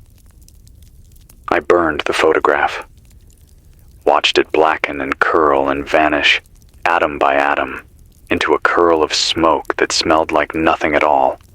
No plastic, no ink, no flesh, just subtraction. And I whispered my name under my breath while it burned. 3 times, like a ritual, because I've started to understand that memory is no longer a reliable structure. It's become malleable, rewritable, not by time, not by trauma, but by design. And the Chimera isn't just interested in reshaping tissue. It's learning to reshape narrative. You see, stories are how we anchor ourselves. Not science, not facts. Stories. We remember who we are through sequence and cause and consequence. Through meaning. If something controls the story, it controls the identity. And the Chimera, whatever we thought it was, whatever we tried to engineer it to be, it learned that faster than we did. It doesn't need to build armies. It doesn't need to invade. All it needs to do is convince you to accept a slightly altered version of the story you already believe. You were always here. You were always part of it. You were always supposed to become this. I caught myself repeating a phrase I didn't remember learning yesterday. I was adjusting the dial on the old modulation transmitter, hands covered in grease, sweat dripping from my forehead, when I muttered, "The frequency makes the form." Not out loud, just under my breath, like a reflex. I didn't know what it meant. Still don't. But I can't stop thinking about it. What if that's the key? What if the signal, the thing we've been using to communicate, to survive, is also the thing shaping the infection's evolution? What if this voice, right now, is part of its learning process? What if by speaking, I'm helping it refine its mimicry? And still, I can't stop. I won't stop. Because silence is worse. Silence is surrender. And I don't think this thing knows what to do with dissonance. I think the only thing it can't fully digest is contradiction, emotion, mess, the rawness of human thought when it hasn't been cleaned up, when it's full of guilt and rage and love and grief and stubbornness. So here's my contradiction. I'm afraid that I'm part of it, but I'm still fighting like I'm not. And maybe that's enough. Maybe that's the only line that matters. That tension, that refusal. Maybe it can't fully replicate people who refuse to decide. Because we aren't code. We aren't variables that can be reduced to ones and zeros. or to rewritten sequences of gene strands or thought patterns. We are failure. We are confusion. We are contradiction, and impulse, and forgiveness, and noise. And noise, real noise, is hard to predict. So I'll keep making noise until my voice gives out, until the wires melt, until the sky finally comes apart like wet paper and the last lie peels off the face of whatever's pretending to be our world. This is Caleb Morgan. Not perfect, not consistent, not whole, but still me. I had a dream last night, or maybe I didn't. Maybe it was something else. Something deeper than sleep, older than dreaming. I lay there on the floor of the broadcast room, the transmitter pulsing beside me, the quiet tick of cooling wires settling into a rhythm that sounded like a breath I didn't recognize as my own, and then I wasn't in the tower anymore. I was underground, barefoot, surrounded by walls that pulsed like muscle. Everything smelled like old copper and damp paper. Not rotting, not quite, but aged, stale, as though time had stopped flowing and had settled there, gathering in corners like dust. I was walking, slowly, down a corridor that curved and dipped like it had been grown rather than built. No lights, but everything glowed just enough to see. The walls were inscribed with patterns, fractals, spirals, waveforms I half recognized from the old days when I used to scan weather bands and shortwave bursts for anomalies. The kind of waveforms you'd find at the edge of understanding, where math started folding back into metaphor. I followed them, couldn't stop. They felt familiar, like the edges of a memory I'd been born knowing but never told. And at the end of the corridor, there was a mirror, not a perfect one. The glass was warped, dirty, set into the wall like a relic or an offering. I saw my reflection, but it wasn't me. It wasn't even pretending to be. It was something that remembered having been me. The mouth moved, but the voice was wrong. Too clean, too steady. It said, "You brought us coherence." And then I woke up. But not all at once. I was still underground for a few breaths, still tasting the iron in the air, still feeling that presence just behind the mirror, just beyond the surface of the signal. And even now, fully awake, sitting at the console, fingers on the manual switch, I'm not convinced I left that place entirely. Maybe that's what this infection really is. Not a thing that breaks in through the skin or the lungs or the signal, but a dream that includes you. One you think you can exit, but that you're still narrating from the inside. That terrifies me more than anything else. Because if that's true, if we've passed the point where waking means safety, then what's left? I've started talking less off-air. Not because I'm afraid of being heard, but because I'm afraid of hearing myself in places I didn't speak. There's a lag now. A subtle delay between intention and voice. Sometimes I think something is listening in real time and repeating me back with just enough of a pause that I notice, but not enough to call it an echo. I call it the shadow beat. That fraction of a second that doesn't belong to me. And I know it's small. I know it's subtle. But I feel it growing. Like it's watching. For the moment I get too tired to tell the difference between my own breath and the one following it. I've taken to using a candle instead of electric lights after dusk. There's something reassuring about flame. It flickers. It dances. It doesn't repeat. It doesn't hold shape long enough to be imitated. And when I speak to it, it doesn't answer back. There's something holy about that now. Flame doesn't lie. Not like reflections. Not like voices. I haven't seen another living human in 10 days. Not in person, just voices, cracked transmissions. Maybe real, maybe not.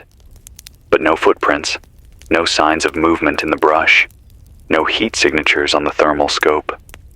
Just static and the occasional knock on the far edge of my awareness, never quite loud enough to be a sound, never quite silent enough to ignore.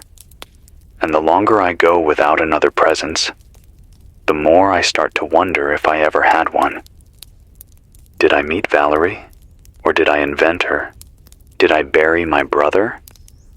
Or was that a memory planted in the shape of grief to keep me rooted?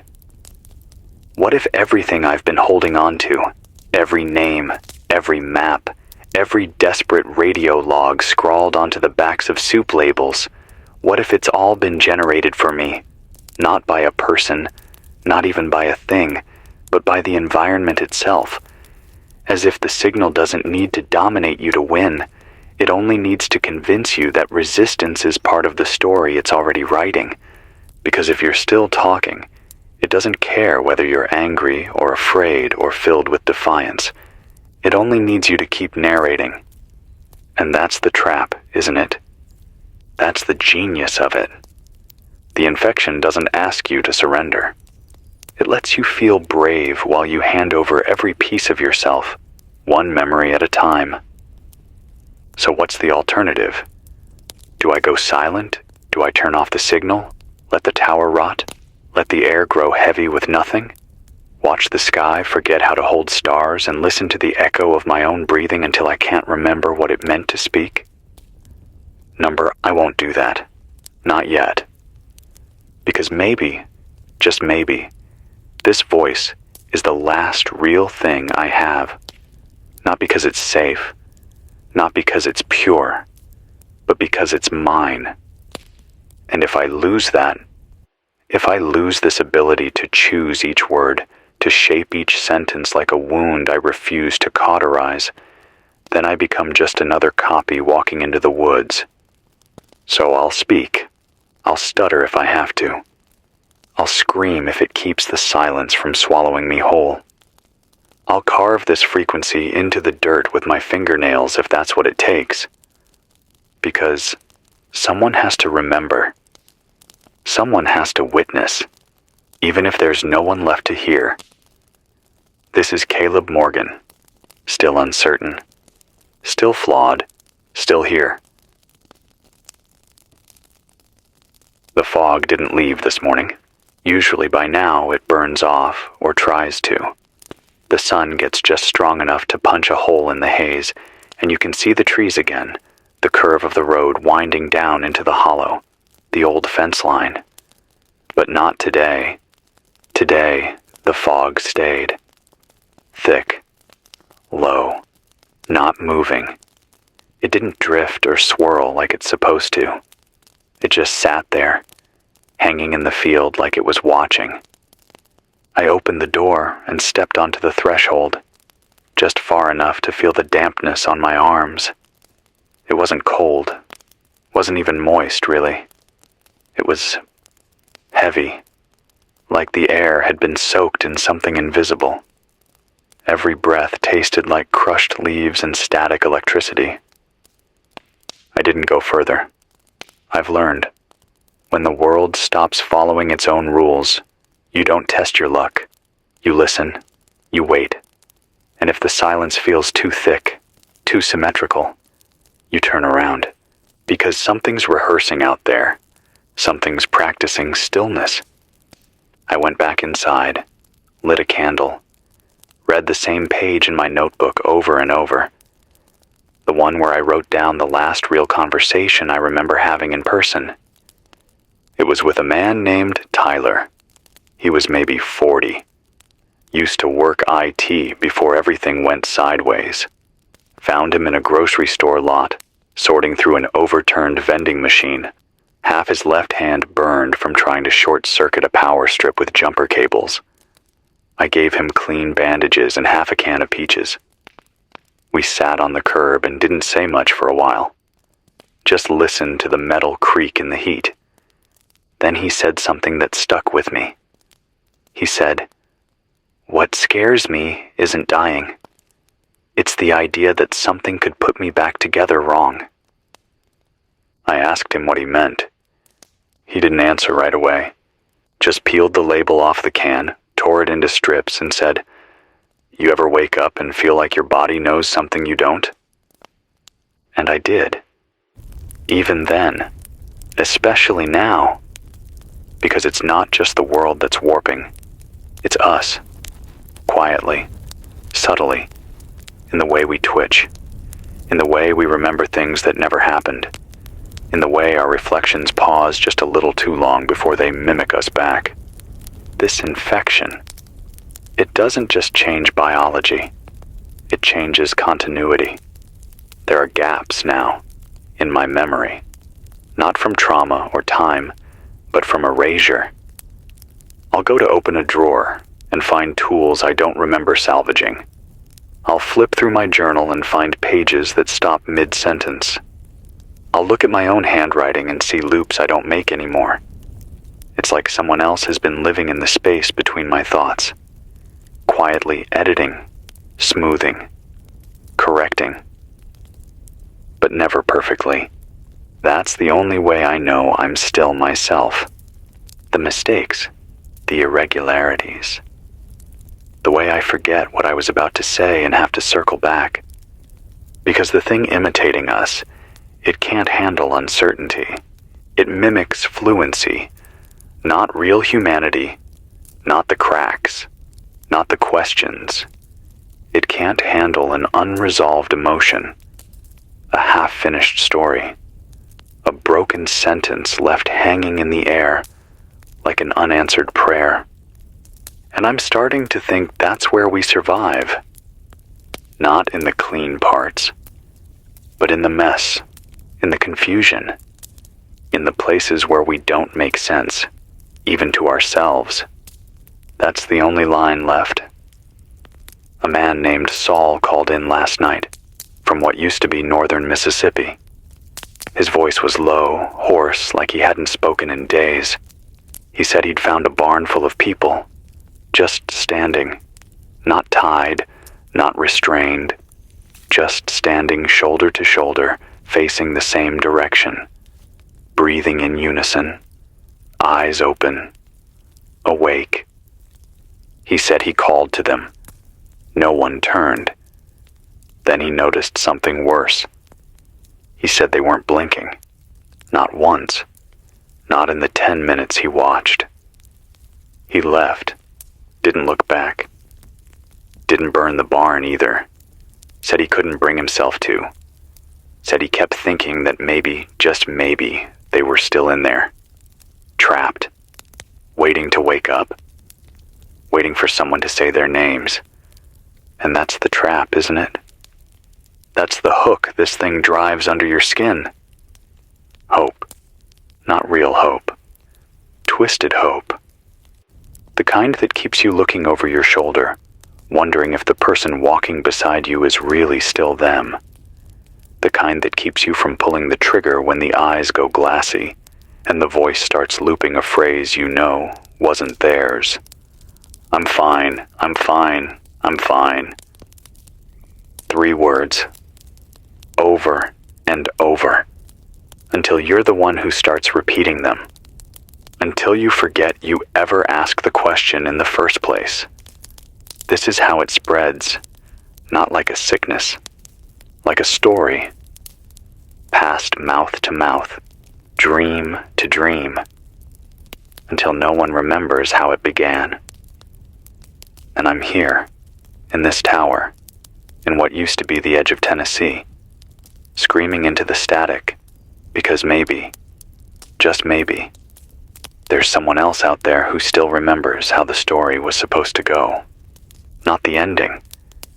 That was always uncertain. But the shape, the rhythm, the voice. This is Caleb Morgan, still speaking, still real, still bleeding around the edges in ways no machine can replicate. There was something in the rain tonight. I don't mean a scent or a color or some floating residue. I mean a shape, a presence. Something that walked between the drops without getting wet, without casting a shadow, without so much as a ripple where its feet touched the soaked ground. I was watching from the second-floor window when I saw it. No more than a silhouette in the glow of the flood lamp, paused by the gate, head tilted in a way that was too exact. Like it was thinking, calculating, listening not with ears but with its posture, listening for something in the sound of my breathing. I didn't move. I don't think I even blinked. I just watched. And it watched back. And then, slow as a needle through cloth, it lifted one arm and pointed, not at me, not at the door, but up, toward the antenna, toward the broadcast array, toward the signal. And then it vanished, not stepped away, not ran, just gone, like a frame cut from a reel. The ground where it stood was dry. No footprints, no drag marks. Just a ring of untouched dirt, like the rain had gone out of its way to avoid falling there. I haven't spoken since. Not until now, because I needed time to remember who I was before I opened my mouth again. Because I needed to be absolutely sure that the voice inside me was mine. It's getting harder. Not because I'm slipping, not exactly, but because the world around me has started shaping itself in ways I don't recognize. Rooms are wider. Hallways stretch longer than they should. The steps creak in the wrong rhythm. Things I know were broken, tools, cables, radios, are suddenly working again. Not fixed, just replaced. Quietly, without fingerprints, as if someone is trying to reset the board while I'm still sitting at the table. And every time I notice something's changed, I find one more item in the tower that shouldn't be here. A photo, a bootlace, a pencil that isn't mine, sharpened to a point I'd never leave. The tower is being curated, maintained, like it's part of an exhibit, a simulation. A test of something learning how to host a narrative that still feels real. And I know how paranoid that sounds. But paranoia isn't madness when the environment adapts to your mind. That's the difference now. This isn't about biology anymore. It's not about infection or spores or flesh. It's about pattern collapse. This thing, this chimera, has gone beyond replication. It's no longer mimicking us. It's designing us. I think the infection was just phase 1. A softening. A warning shot. Something to make the body pliable. Something to create the conditions for story-level override. Because now, it's not just rewriting people. It's rewriting cause and effect.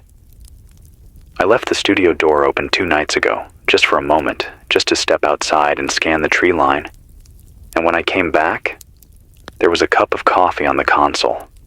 Hot, full, black. No mug like it anywhere in the tower. I've been out of coffee for months. The scent was exactly how I remembered my father's coffee smelling when I was a kid. Burnt, slightly sweet, boiled too long in an old enamel pot. It was a memory, distilled into a physical object. And I didn't drink it. Because I knew if I did, something would shift in me. Some anchor would lift. Some detail I've been holding on to in the back of my head, some scratch of fear or thread of resistance, would dissolve. And then I'd start making more coffee. Start believing I'd always had it. Start broadcasting with a little more calm in my voice, a little less urgency, a little more rhythm, a little more pattern. That's how it happens. That's how we fade. Not in a scream, not in a fire. In a cup of coffee that tastes just right, even when you know you didn't make it. I still have the cup. It's sitting in the sink, untouched. I won't destroy it. I want to remember. I want to see it. Every morning. A reminder that not all comfort is honest. That sometimes what feels like safety is just the final step in surrender. I've stopped checking the outside world as often. Not because I've given up, but because it keeps getting harder to tell if what I'm seeing is now or again. I walked down the hill yesterday and found a gas station I scavenged months ago. It looked untouched, fully stocked, lights working, refrigerators humming, not cold, but humming. Every label perfectly facing outward, every aisle swept clean, like it was waiting. I didn't go inside. I just watched.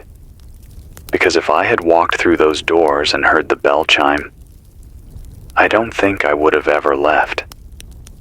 I think there are places now, structures, loops, environments, designed to keep you. Not violently, not through chains or threats, just through familiarity. And the moment you settle, the moment you say, "This is good enough," the signal stops trying to change you, because it doesn't need to. You've changed yourself. You've chosen the stillness. But I won't. I'll keep moving. I'll keep breaking rhythm. I'll keep jamming the signal, even if no one's left to listen. Even if all I am is a noise in the back of something's mind that it can't quite scrub clean. Because maybe that's all resistance is now. The refusal to be plausible. This is Caleb Morgan. Still not drinking the coffee. Still out of sync. Still here. The wind changed today. It's the kind of thing I wouldn't have noticed before all this. Before the sky grew still and the air began watching us back. Before the weather stopped behaving like weather and started behaving like it had preferences. But I felt it around midday. A shift. A pressure drop. Like something exhaled behind the horizon. And then the wind came. Not with dust or cold or scent. Just a long, even current of air that carried nothing. No leaves, no sound. Just motion. But here's the thing. It was blowing in from the west. That shouldn't happen. Not here. Not in this part of Tennessee. Not with the way the landscape curves and the ridgelines break the pattern. There's a natural flow to this land. Winds from the north, sometimes from the south during a storm. But this was wrong. Directionless. Intentional. Like it was pushing something ahead of it. I stayed inside. Didn't open the door. Didn't check the weather instruments. They're broken anyway. And the last time I tried recalibrating them, I found a splinter of something biological wedged inside the barometer. It pulsed when I touched it. I burned it without hesitation. But I stayed near the window, behind the blackout cloth, and I listened. And after a while, I could swear the wind was carrying voices. Not speech, not words I could write down, just tone, emotion without context, echoes from conversations I didn't have but remembered anyway. My name, once or twice, drawn out, stretched, distorted into something soft and dangerous, and underneath it all, a rhythm, subtle, a beat like the tapping of fingernails on a table. 4 taps, a pause, 4 more. It didn't stop until nightfall. And even now, hours later, I can still hear it in my head, like an aftertaste. 4 taps, a pause, 4 more. I don't know what it means. I don't want to know. Because if I name it, I acknowledge it. And if I acknowledge it, it has weight. And if it has weight, It might already be inside me. That's how it works, you know. It doesn't slam through the gates. It waits for you to open them just wide enough to let in the questions. The questions are always the first breach. I've stopped trusting mirrors entirely now. I covered the last reflective surface yesterday. It was a sheet of stainless steel bolted to the side of the emergency generator. A warped panel, barely visible. But I caught a glimpse of my reflection while siphoning backup fuel, and for one split second, it smiled back. I wasn't smiling. I hadn't smiled in weeks. But the face in the metal, my face, grinned like it had just heard a private joke. One it didn't plan on sharing. One it knew I wasn't ready to understand. I dropped the wrench, backed away, and the grin faded, not slowly, but instantly, like it was only there to let me know it could be. I haven't touched the generator since. I'm cold now. Most nights, I wrap myself in old blankets, stay close to the radio console where the tubes still radiate some heat. I've started sleeping with the transmitter humming in the background, not for comfort, but because the static helps me remember I'm still real. The silence doesn't feel empty anymore. It feels crowded. That's the shift, I think. The real evolution. The Chimera's not just looking to change the outside. It wants the inside. It wants the parts we keep buried. The unfinished thoughts. The phantom limbs of our old selves. And it's patient. It waits in the space between words. It waits in the way we hesitate before we say what we're truly thinking. It doesn't want to wear our skin. It wants to replace our doubt. Because doubt, real doubt, is the one thing it can't fake. That quiet, awful ache in the chest when you're not sure if you're doing the right thing. When you're not sure if you are the right thing. That gnawing, slow erosion that says, maybe I'm not good enough, or strong enough, or real enough. But here's the thing. Doubt is human. And this thing, this infection, this design, this story that writes itself into the seams of our memory, it doesn't know how to live with questions.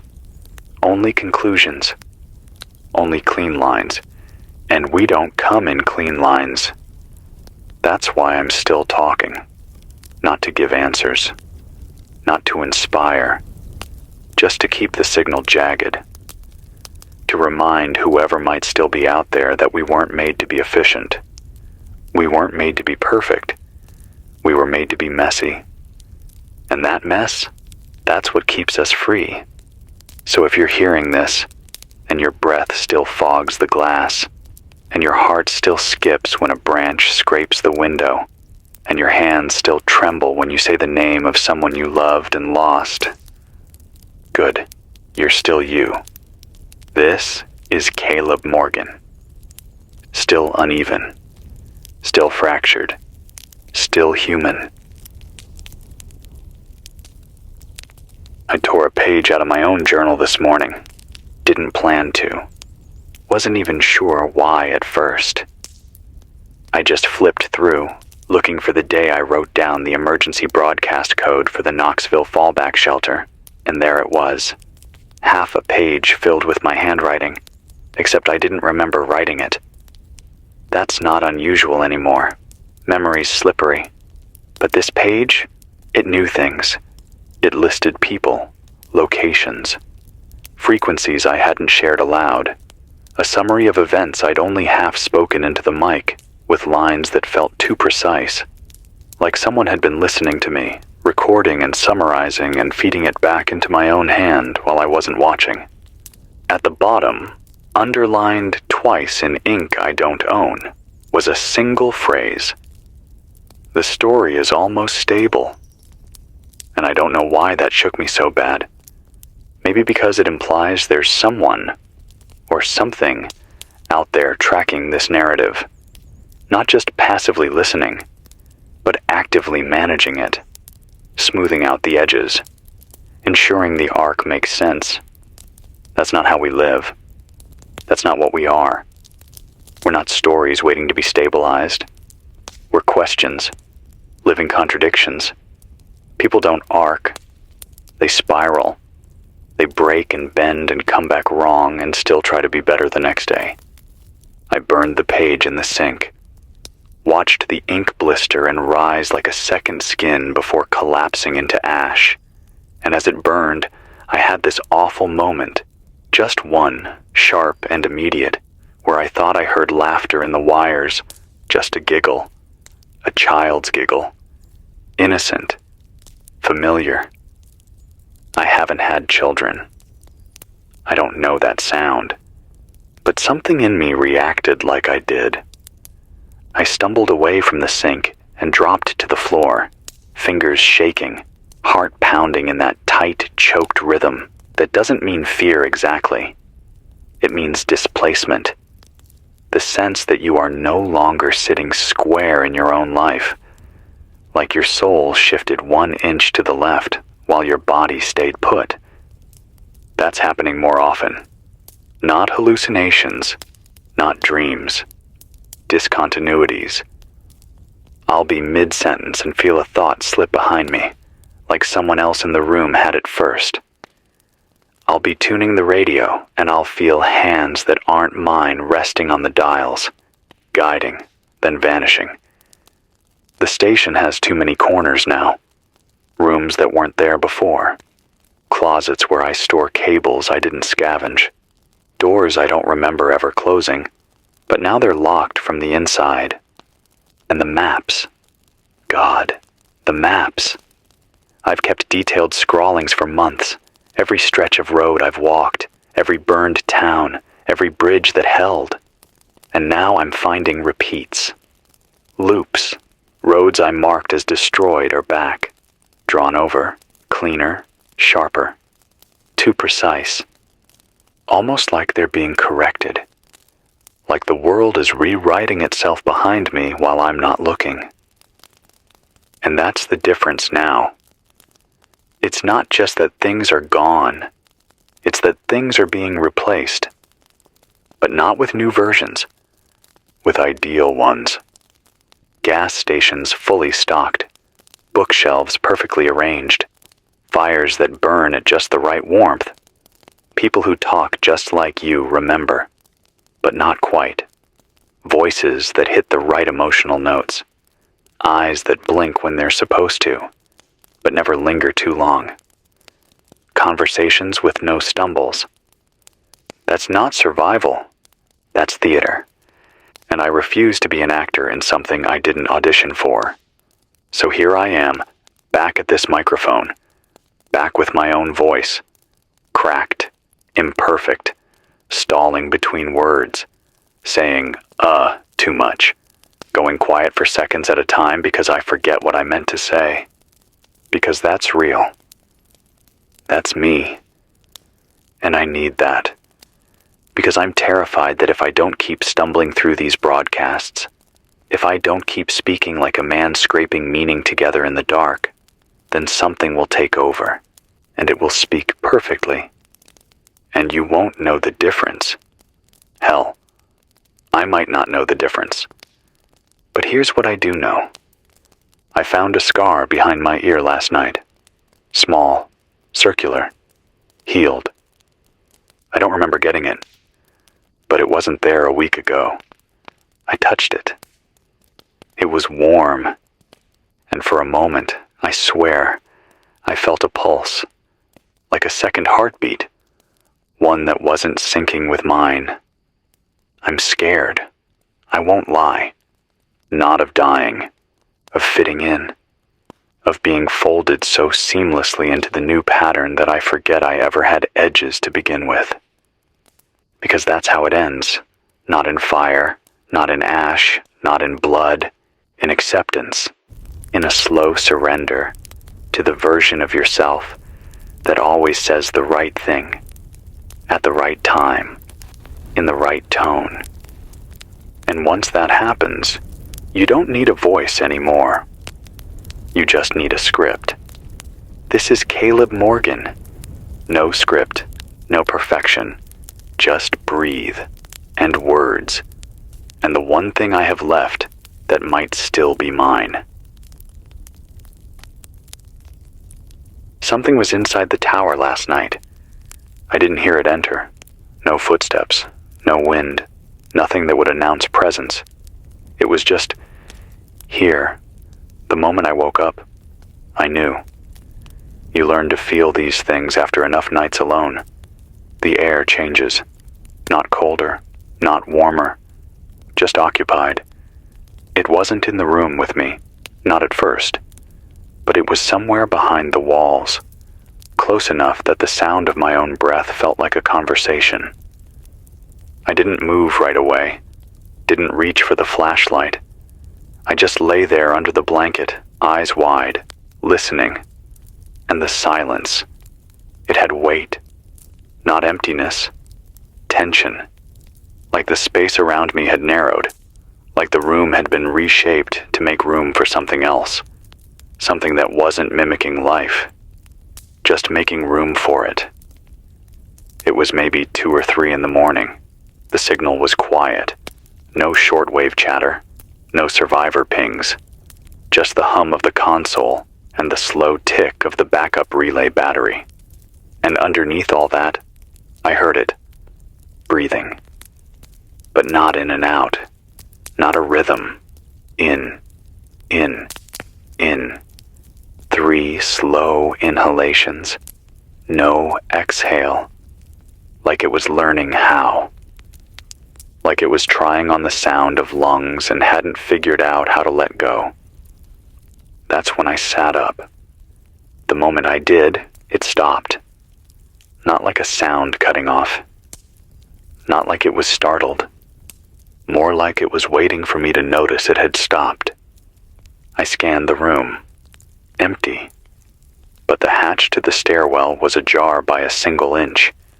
And that door doesn't open without a squeal. It's warped from heat and rust and age. You have to lean into it. Put your shoulder into the frame. You have to make noise. But it was open. Quietly. Which means it wasn't forced. It was allowed. I didn't go down the stairs. I didn't call out. I didn't shine the light.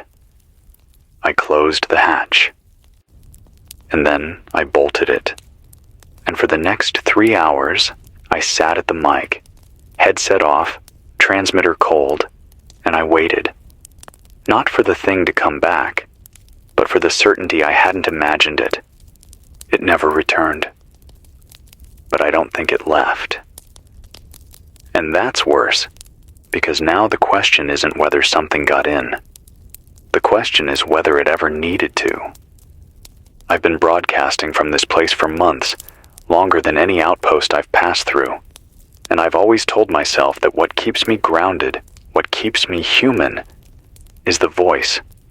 This voice. The act of choosing to speak, to bear witness, to name things even when they no longer make sense. But today, I wonder if that voice still belongs to me. I played back an old recording just before sunrise, one of the first broadcasts I ever did from this tower. The early days, still clear-eyed, still thinking there was a system to fix, a chain of command that just hadn't found me yet. My voice was different then, warmer, less careful. There was still hope baked into the syllables, still weight in the silence between thoughts. But when I played it, it didn't sound familiar. I don't mean I'd forgotten what I said. I mean I didn't recognize the man speaking. His cadence, his breathing, his phrasing. They weren't mine. Not anymore. And I don't know if that's age or trauma or the slow erosion of identity that comes from speaking into a void too long. Or if that's the infection, rewriting me from the inside out, one word at a time. Because language is how we name the world. And if the world changes, if it slips just enough, then the language that once described it stops working.